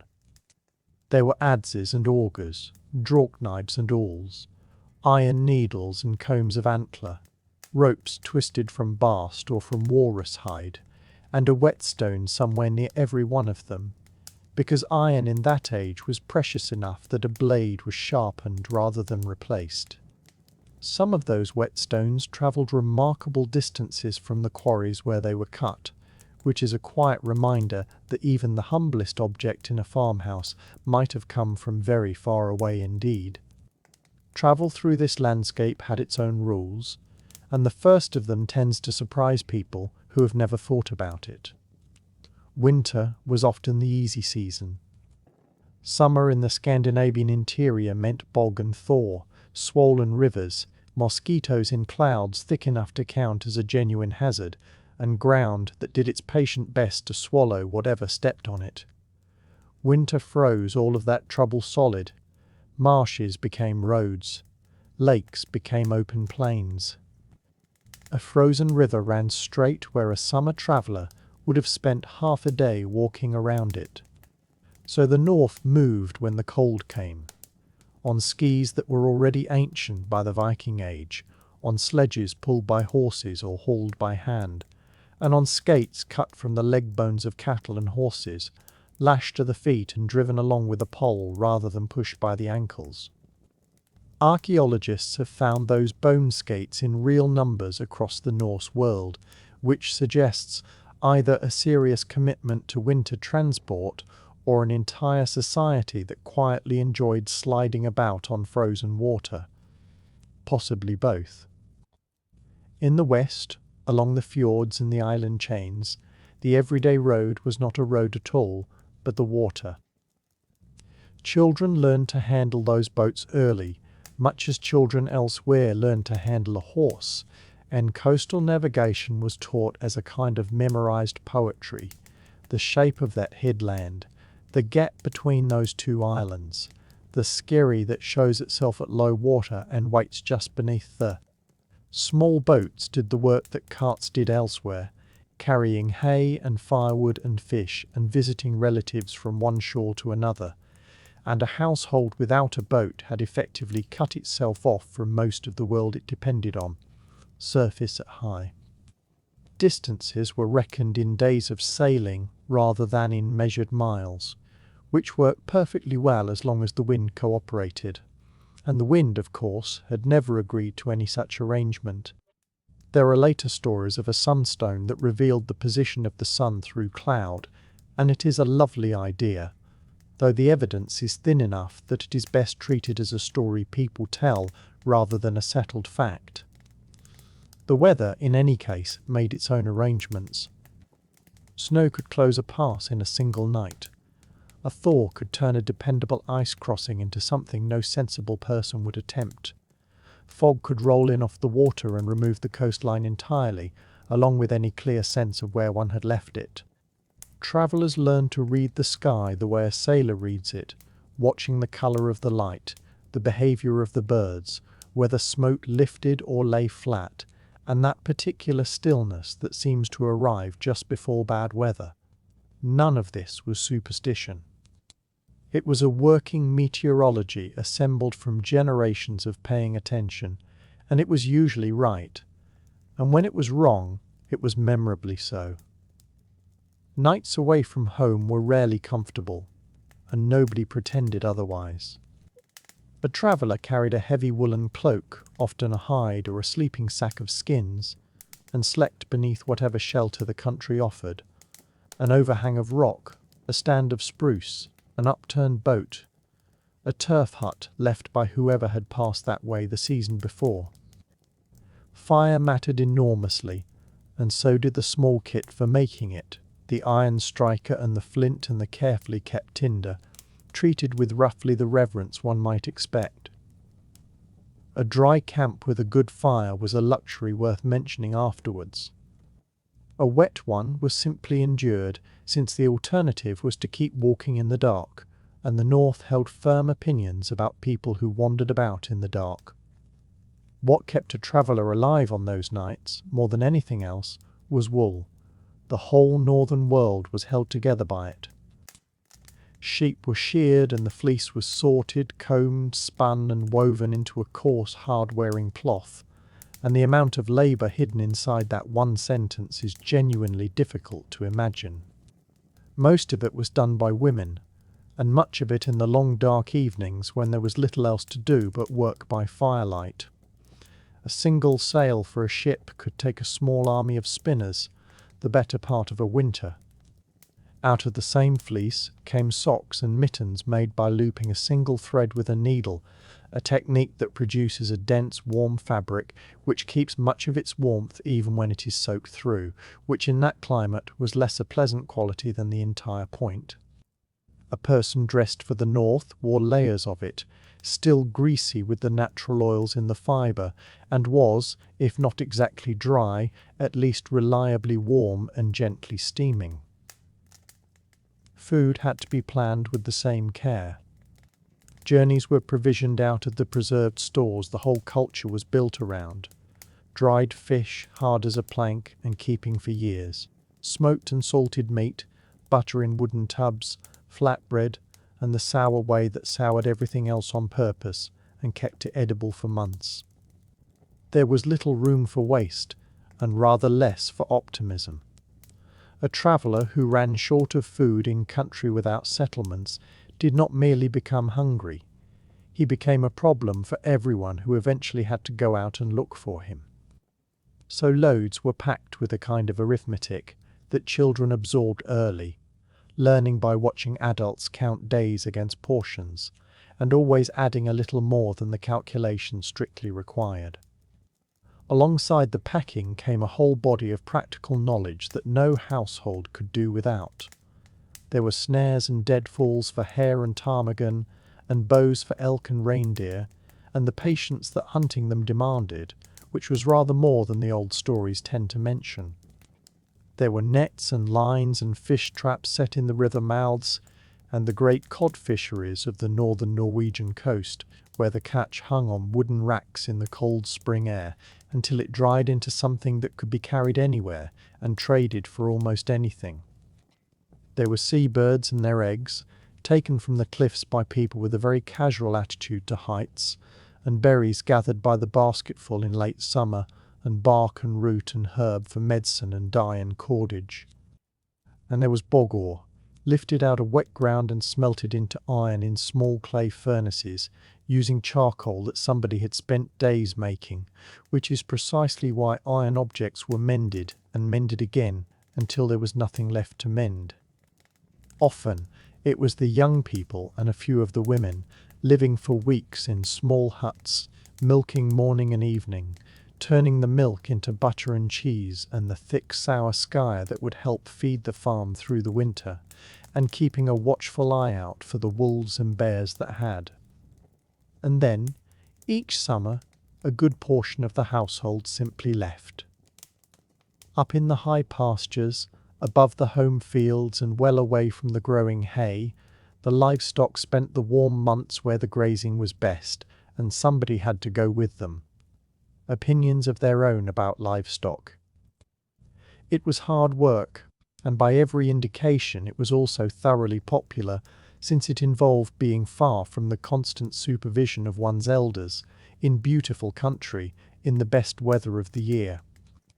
Whole traditions of song and folklore grew up around those summer pastures, which tells its own story. This scattered seasonal life meant that ordinary Norse people met other peoples far more often than the popular image allowed. In the north, the farms of Halagaland shared a landscape with the Sami, whose knowledge of that country was older and deeper than their own. The Sami were the great specialists of the far north, of reindeer, of skis, of snow in all its varieties, of moving lightly across terrain that punished heavy travellers. A Norse chieftain named Other, who visited the court of King Alfred in England toward the end of the 9th century, described his own northern livelihood to Alfred's scribes, and among the things he counted as his wealth were furs and feathers and whalebone, and ship ropes made from the hide of. Norse households traded with them for furs and hides and antler, learned from them, sometimes married into their families, and sometimes pressed them for tribute, because the relationship was never only one thing. Walrus, much of it obtained through the Sami. It is one of the very few moments in which a Viking Age voice describes his own economy in his own words, and what it describes is not raiding at all. It is a man living at the edge of the known map, making a good living out of the sea and out of other people's expertise. That was the pattern very nearly everywhere the Norse went. What looked like empty wilderness to a stranger was somebody's known country, threaded with roots and camps and understandings that had taken generations to work out. The forests and rivers of the east belonged to Finnic and Slavic peoples, who had been trading along those water roads long before any northern ship appeared on them. The islands of the west had their monks and their farmers and their own long memory of the weather. The Norse who travelled well were the ones who grasped this quickly, learned the local knowledge, and conducted themselves in a way that made them welcome again the following season. The ones who did not tended to have shorter and rather more eventful careers. There is a temptation to romanticize all of this, and it is worth resisting a little. The wilderness skills of the Norse were not a philosophy or a pastime. They were the plain arithmetic of staying alive in a place where one bad harvest, one lost boat, or one long winter could empty a farm. Nobody was out there finding themselves. They were out there finding hay, or fish, or iron, or the cow that had strayed since morning, and they wanted very much to be home before dark. The famous toughness of the northern peoples was less a matter of temperament than of practice. The ordinary competence of people who had done a difficult thing so many times that it had stopped feeling difficult.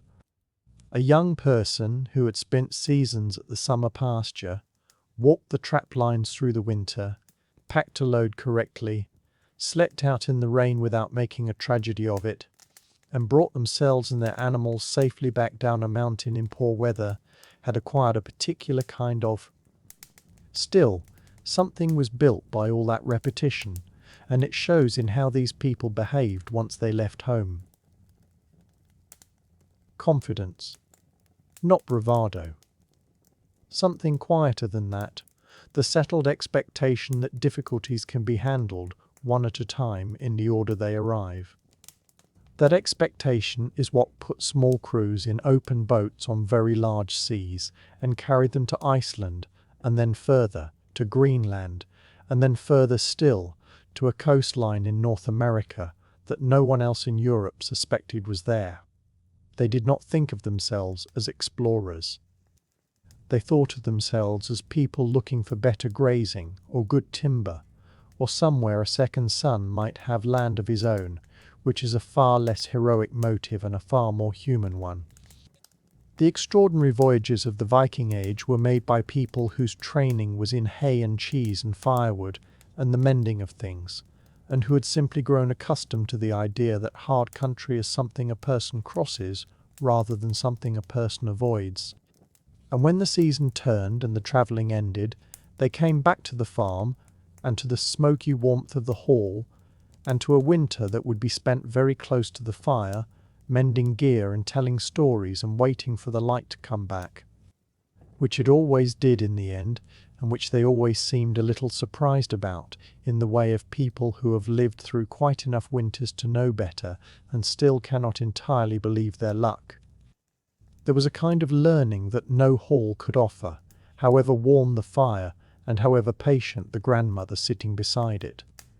It happened out past the last fence, where the ground stopped belonging to anyone and simply became the world.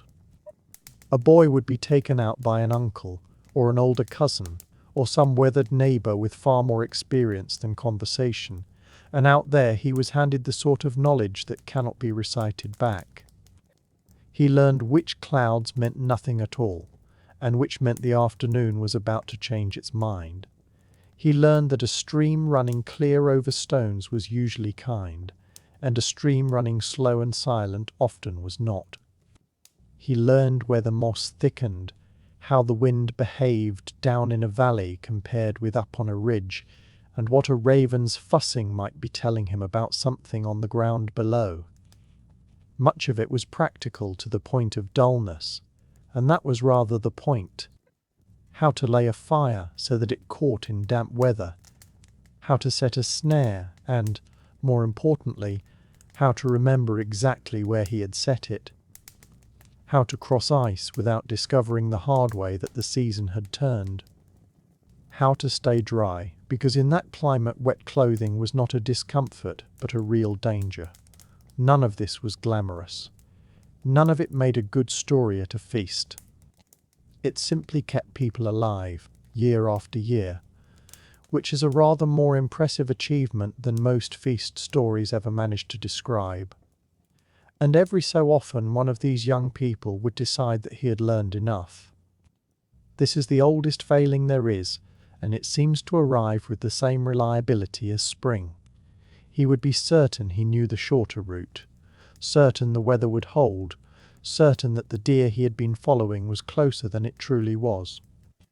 And the land, with its usual lack of interest in anybody's confidence, would correct him.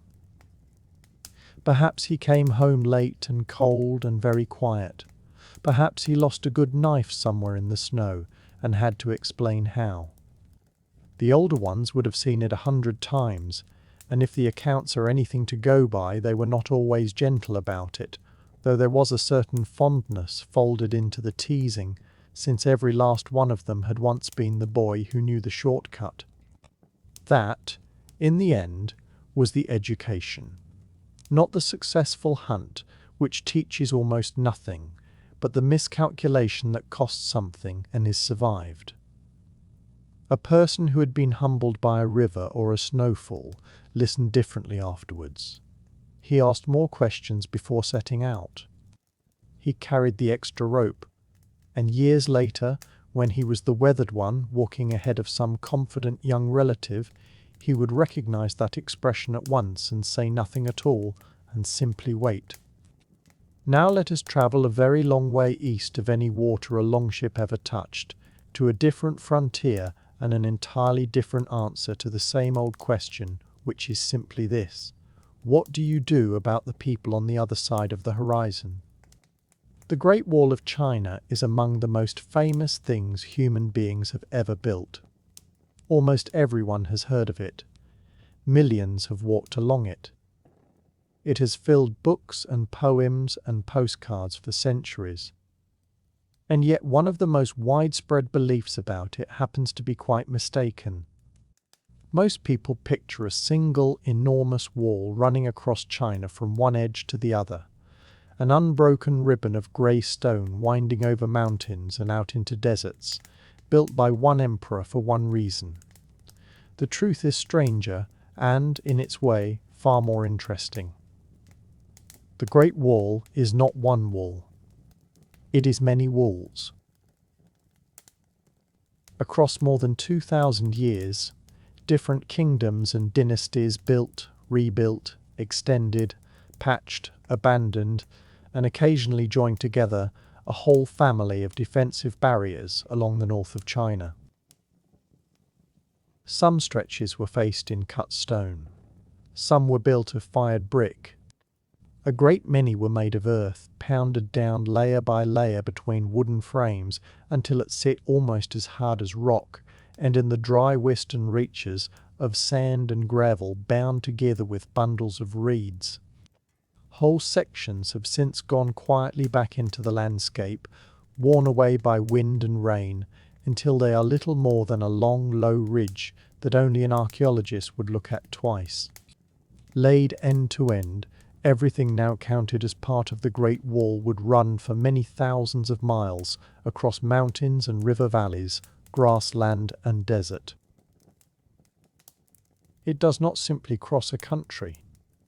In places, it seems to wander through the whole of Chinese history, picking up a new chapter every few centuries. It is worth saying, too, that the wall most people carry in their heads, the handsome one of grey brick with its neat battlements and its towers stepping away over a green ridge, is comparatively young. That is largely the work of the Ming, who rebuilt and refaced the northern defences on an enormous scale in the centuries after 1368, long after the earliest walls had crumbled away. So a visitor standing on the popular stretches near Beijing and thinking about the first emperor is standing on masonry raised something like 16 centuries after his time, on ground where much older and far humbler walls had already risen and fallen and been forgotten. The Great Wall is less a single monument than a very long conversation between generations, each one answering the same question in whatever materials it happened to have. Its beginnings reach back to a time before China existed as a single state at all. During the long stretch of competing kingdoms that historians call the Warring States period, rival rulers raised their own walls, partly against the horsemen of the northern grasslands, and partly against one another, which tells you a good deal about the neighbourhood. These early works were modest compared with what came later, often little more than banked earth and ditches, but they established a habit of thought that would last for 2,000 years. If a problem arrived from a particular direction, one answer was to put something very large in the way. Then came unification, and emperors, and ambition on a scale that is difficult to hold in the mind. If the Great Wall has a beginning in the popular imagination, it usually starts with one man. Qin Shi Huang, the ruler who brought the warring kingdoms under a single authority in 221 BC and made himself the first emperor of a unified China. To later generations, he became a figure of admiration and unease in almost equal measure. He standardized weights and measures, coinage, and the written script itself, so that a document drafted in one province could be read in another. He drove roads out across the empire. He commissioned the vast army of terracotta soldiers that still stands in silent ranks near his tomb, an undertaking that would be the crowning achievement of most reigns, and was, for him, something closer to a side project. And he wanted a wall. Or, more precisely, he wanted the walls that already existed to stop being separate walls and start being one system. The northern frontier was a genuine and continuing problem, not an imagined one. Beyond the settled fields lay enormous grasslands, and the peoples who lived there moved with a speed that farming empires simply could not match. A mounted group could cross in days what an infantry column would need weeks to walk. Raids on the border districts had been happening for generations. The new emperor wanted the matter settled, and settled permanently, which is a phrase that has created more work for more people than almost any other in history. So workers went north. Soldiers, conscripted farmers, convicts, labourers gathered from every corner of the empire, all sent toward country most of them had never seen and many would never leave. Mountains had to be climbed with baskets of earth. Ravines had to be bridged.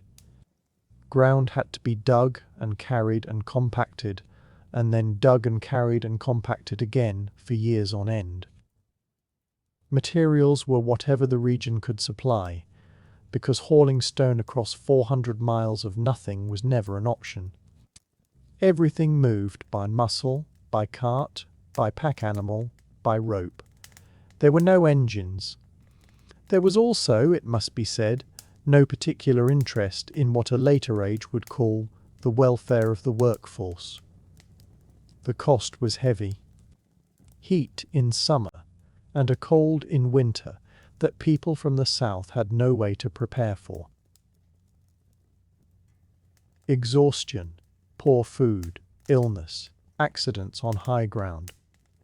Ancient records speak of great suffering along the frontier, though exact numbers were never kept and cannot now be recovered. What is certain is that a very large number of people gave a very large part of their lives, and in many cases their lives entirely, to a project whose purpose they had no share in choosing. A work of that scale inevitably grew its own stories. In time it came to be said that the countless labourers who died were buried inside the wall itself, their bodies packed in along with the earth and the stone. It is a powerful image, and powerful images travel. Generations repeated it until it was widely taken as plain fact. Archaeologists, however, have found very little to support the idea that great numbers of workers were entombed within the structure.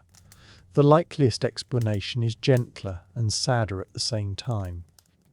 So many died in the building of it that the wall itself became bound up with the idea of sacrifice, and the story grew to hold a truth that ordinary figures could not. Qin Shi Huang himself became something larger than a man in the memory of later ages. To some, he was the visionary who ended centuries of war and gave a fractured land, one law, one script, and one road system. To others, he was a ruler who spent human beings as freely as he spent timber and lime. He was, in all likelihood, both at once, which is usually how these things turn out. His dynasty did not long outlive him. His wall, or at least the idea of it, outlived very nearly everything. And out of all this comes the story that means the most in China, which is not about emperors at all. No legend attached to the Great Wall is more beloved than the tale of Meng Jiangnu. Unlike the accounts of generals and invading armies, this one belongs to an ordinary woman whose grief turned out to be stronger than stone. It is set during the reign of the first emperor, when labourers were being gathered across the empire and sent north. Among them was a young man named Fan Shiliang. In most tellings, he and Meng Jiangnu meet under unlikely circumstances, sometimes because he is hiding in her family's garden from the officials rounding men up for the work, sometimes because chance simply puts the two of them in the same place at the same time. However they meet, they fall in love and they marry, and for a short while it seems that happiness is going to be allowed. Then the officials arrive. Soon after the wedding, Fan Shilang is taken and sent north, and he vanishes into the vastness of the project along with everyone else. Months go by. No letter comes. No word comes. Meng Jiangnu waits, as people do, telling herself that news is slow and the roads are long. As winter approaches, she decides she cannot wait any longer. She sews warm clothing for her husband, because she is certain he will be cold, and she sets out on foot across mountains and rivers and difficult roads to carry it to him.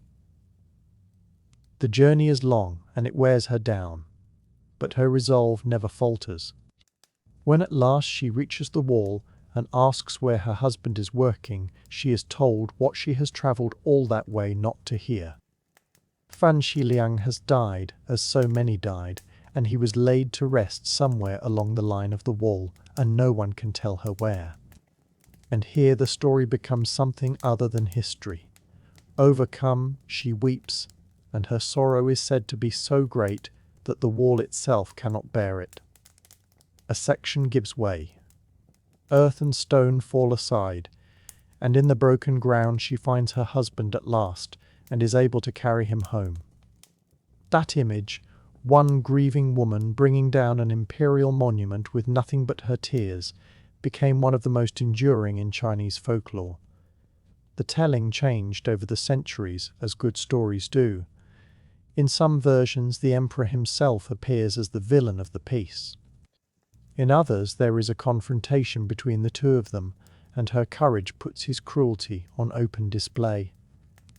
Historians agree, of course, that none of it is a literal record of events, but that has never been quite the point. Legends survive because they carry something true that the records leave out. For countless ordinary people across many generations, Mengjiangnu stood for loyalty, for love, and for the refusal to let a great achievement quietly swallow the people who built it. Emperors raised walls and armies marched along them, and her story went on reminding anyone who heard it that every stone up there had been carried into place by somebody's husband, somebody's son. The wall is impressive by daylight. By night, according to a great many stories told along its length, it becomes something else entirely. For centuries, soldiers on watch, travellers on the road, and villagers in the valleys below have passed along accounts of strange things happening up on the ramparts. Figures glimpsed in the mist and gone again when approached. Footsteps crossing the floor of a watchtower that everyone knew to be empty. Voices carried in on the wind that sounded almost, but not quite, like the wind. It is easy enough to explain. Stone holds the day's heat and gives it back unevenly, so the air above the parapet stirs long after the sun has gone. Old timber contracts as it cools and knocks softly in the dark. Mist rises off the valley floor and pools in the low places, and a distant tree can look remarkably like a person standing very still. But explanations have never done much to thin out a good story, particularly when the people telling it are spending their nights on a wall in the middle of a large and mostly empty country, watching a horizon that has, on occasion, produced something well worth watching for. A handful of travellers have claimed to hear voices carried across the mountains when no living person stood anywhere near them. Whether any of it happened is a question we can set gently aside. What matters more is that such stories exist at all because they tell us something about the place. The wall runs through some of the emptiest country in China. It climbs along ridge lines, drops into stony valleys, and pushes out into desert where the wind is the only thing moving for hours together. In certain stretches, a person can walk half a day without meeting another soul, and the silence begins to take on a texture, a sort of weight. That is precisely the landscape in which legends put down roots and quietly flourish. The most persistent of them concerns phantom soldiers. Local folklore holds that the spirits of long-dead guards still keep watch over the abandoned sections, walking their old rounds out of habit, or duty, or whatever it is that keeps a soldier at his post when there is nobody left to relieve him. Travellers described figures standing on ruined towers at dawn or dusk, when the light is uncertain and shapes are generous with their outlines. From a distance they looked exactly like men on watch. Approached, they were never there at all. Other stories speak of lanterns. People reported small flickering lights moving steadily along remote stretches of the wall late at night, drifting from one tower to the next in the patient manner of someone doing a duty they have done 1,000 times before. Some believed those lights belonged to soldiers who had died holding the frontier and simply declined to abandon their rounds afterwards, on the reasonable grounds that nobody had formally dismissed them. And there are the sounds. Drums, the low note of a horn, the shape of a shouted order arriving out of the darkness. Such reports tended to cluster around storms, when a strong wind pushed through the towers and the broken masonry of forgotten forts. The modern explanations are rather less romantic, as modern explanations usually are. Wind moving through hollow stone produces very strange notes indeed. Echoes carry astonishing distances in mountain country, folding back on themselves until a single sound seems to arrive from 3 directions at once. Mist flattens the world and lends ordinary objects an air of intent. And the human imagination, when its owner is standing alone in an empty watchtower after sunset, becomes wonderfully and unhelpfully productive. Even so, the tales lingered, partly because the wall genuinely absorbed a great deal of human sorrow. Century after century, soldiers lived out their years along it. Labourers died during its construction. Frontier fighting took its steady toll. Whole generations passed their prime far from home, watching a horizon that mostly did nothing at all. Places with histories like that seldom stay free of ghosts. Perhaps it simply feels wrong that so many lives could pass through one long ribbon of stone and leave nothing whatever behind. Whether or not one believes in spirits, the haunted stories point at something quite true. The wall is not only brick and rammed earth, it is a very long container of memory, and memory has a way of seeming almost awake. Of all the legends attached to it, though, one has travelled further than any ghost. The claim is that the Great Wall is the only structure made by human hands that can be seen from the moon. It has appeared in school books, newspapers and tourist pamphlets, and in countless dinner conversations, repeated in perfect good faith by millions. There is only one small difficulty with it, which is that it is not true. The myth is older than most of us assume. Versions of it were circulating long before anybody had left the atmosphere at all. During the 18th and 19th centuries, Western writers who had heard about the wall's dimensions grew rather carried away and speculated that a thing so long must surely be visible from enormous distances. Nobody could check. The moon was unimaginably far off, and travelling there belonged firmly to the realm of daydream, so the story simply grew, the way stories do when nothing stands in their way. And the wall did seem the obvious candidate. It crossed mountains and deserts for thousands of miles, and it was among the largest things our species had ever attempted. Then the space age arrived, and people went up and looked back, and the wall turned out to be remarkably difficult to find. The reason is almost disappointingly simple.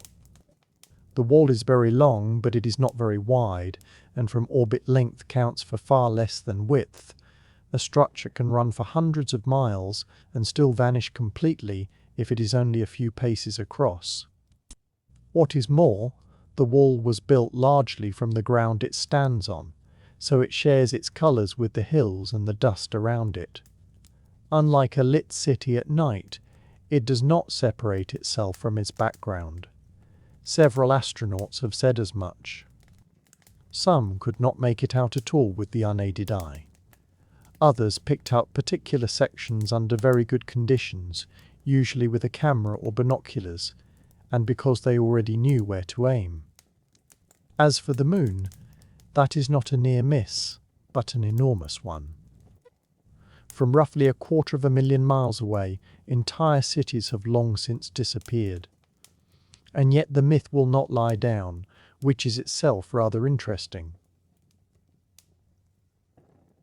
People are fond of symbols.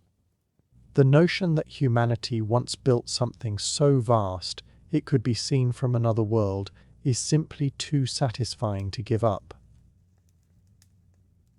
The irony is that the truth is no less remarkable. The wall does not need to be visible from the moon in order to astonish anyone, because it has managed something harder. For more than 2,000 years it has remained visible in human memory, which is a far more demanding place to stay in view. If the ghost stories gave the wall its uncanny reputation, the treasure stories gave it mystery. For centuries people have murmured that somewhere in that immense tangle of ramparts and towers and garrison forts lie riches nobody has yet found. Some accounts speak of gold, others of silver or jade, or of imperial documents hidden away during some emergency and never recovered. Generations of hopeful searchers have gone looking, convinced that the old stones are keeping something back. The origin of all this is not hard to trace. The wall was never merely a wall, it was a military system spread across thousands of miles, and a system needs infrastructure. Watchtowers, barracks, armories, granaries, supply depots and fortified passes were strung along its length like beads on a thread. Weapons, grain, tools and equipment moved through those outposts year after year, and wherever valuable things are stored in bulk over long periods, stories about hidden hoards follow as reliably as the seasons. One version holds that retreating soldiers sometimes buried what they could not carry rather than let it fall into other hands. Another tells of officials quietly concealing tax silver inside distant fortresses, and of the maps being lost in the confusion of war, leaving small fortunes forgotten in the dark. Naturally, in every one of these tales the treasure remains just out of reach. Otherwise it would be called found treasure, and nobody tells stories about that. Perhaps more beguiling still are the accounts of hidden passages.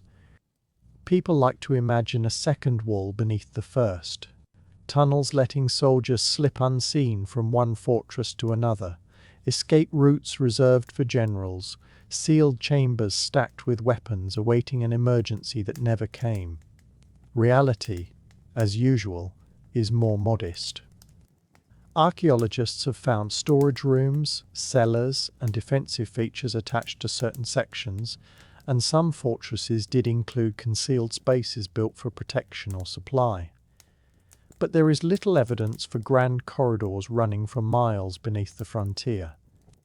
Still, the idea refuses to fade, and one can see why. A structure of that scale almost seems to demand secrets.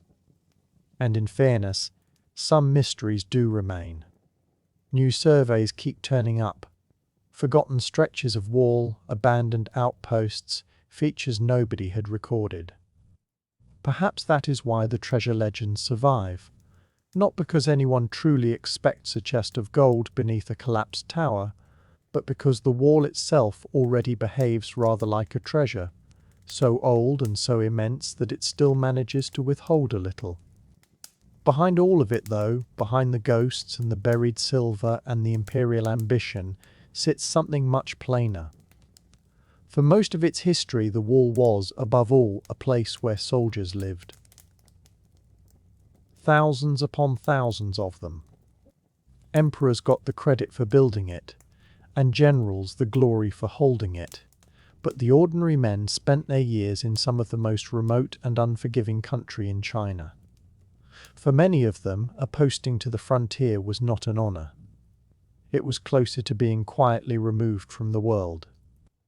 Consider it, hundreds of miles from village and family and everyone whose face he knew, a soldier was set down on a stone tower on a wind-scoured ridge. Winter arrived hard and stayed. Summer baked the rock until the air shimmered. Supply convoys came when they came. Amusements were few, then fewer.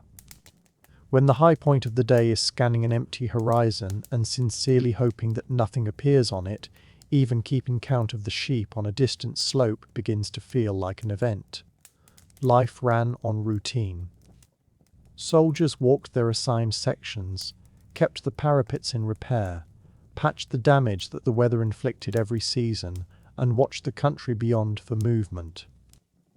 The signal towers let word travel with real speed across enormous distances, smoke by day and fire by night, warning the next garrison and then the one after that.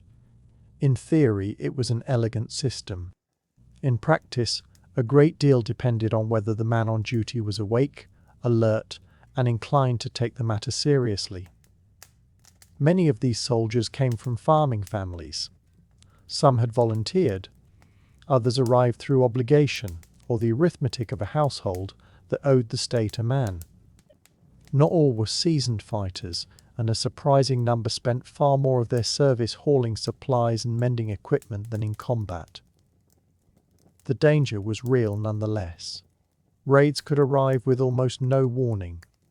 Frontier conflicts flared and subsided, and flared again. The weather itself was perilous, and illness moved easily through crowded, isolated garrisons, so that a man might come through years of service only to be taken by fever or by cold. The heaviest burden, though, was probably loneliness. Surviving records and letters suggest that many of these soldiers missed their families with an ache that never quite settled. Some went years without going home. They watched the same seasons turn from the same tower and wondered what had changed in a place they could no longer picture clearly. Chinese poetry returned to this feeling again and again. The sentry under a bright moon, the sound of wind off the steppe, the long thought of home that arrives at the worst possible hour of the night. Those poems did something valuable. They turned a defensive line into a human one, because behind every mile of that wall stood a great many individual lives. A few became heroes. Most did not. Most were simply men doing hard work in hard places, and the wall endures because of them. The wall most of us picture, incidentally, is not the one raised by Qin Shi Huang, nor the older ramparts of the Warring States period. The photographs that travel the world, all pale stone and broad watchtowers and ridgelines dropping away into haze, are largely the work of the Ming dynasty, which held power from 1368 to 1644. The Ming built with such determination because they had learned an uncomfortable lesson: a military victory does not stay won. The Mongols had once ruled all of China under the Yuan dynasty, and although the Ming eventually pushed that rule aside, they never forgot how quickly the northern frontier could turn dangerous. Mongol forces remained active beyond the border, entirely capable of raiding when the opportunity presented itself. The Ming answer was ambitious. If earlier dynasties had built walls, the Ming would build better ones, and considerably more of them. Over the following centuries, immense resources went into the frontier. Engineers redesigned the weak points. Brick and dressed stone replaced much of the older rammed earth. Watchtowers went up at measured intervals, and the strategic passes became fortified towns in their own right. Workers carried materials up slopes that would trouble a modern hiker carrying nothing at all. It is difficult to stand below some of those towers without wondering who first studied a near vertical crag and announced, with total confidence, that a fortress belonged on top of it. Somehow they were right, and somehow it was done. And still the wall was never impassable, because no wall in history has been. Enemies found ways around it. Corruption thinned garrisons that looked full on paper. Poor leadership undermined excellent stonework.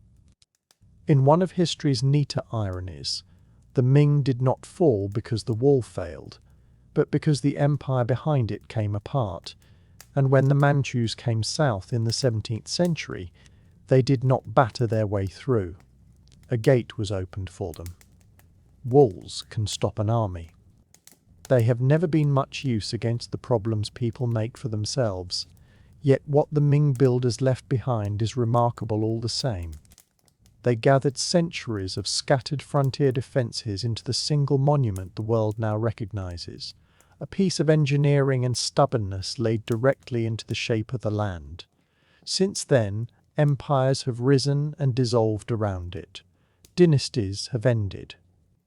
Armies have marched through its passes. Towers have crumbled, and whole stretches have been taken back by sand, by forest, by ordinary time. And still the wall remains, not only as stone but as an idea, which may be the most curious thing about it. Most ancient monuments settle eventually into being relics, admired, studied, and passed by. The wall never quite allowed that. It keeps its hold on the imagination across continents and generations, partly through sheer scale, because people cannot help admiring an enormous act of will. The pyramids, the Colosseum, and the wall all prompt the same quiet question, which is how on earth that was done with the tools they had. And that, in the end, is the same question running underneath everything we have wandered through tonight. A queen manoeuvring for years to keep an old kingdom on its feet and losing it at the last. Families on a cold northern coast teaching their children to read the weather and to keep a household alive through a long winter. Soldiers on a stone rampart, watching an empty horizon and thinking about home. Different worlds entirely, and yet the same small human business underneath. People doing what they could with what they had, in the time they were given, mostly without any idea that anyone would remember. Most of them were not remembered, of course, but the shape of their lives remains in a poem, in a story about lantern lights, in a wall running quietly over the hills in the dark. That is a gentle enough thought to rest on. The stones are still out there, holding the cold, and the wind is going through the towers exactly as it always has, and there is nothing at all that needs doing about any of it tonight.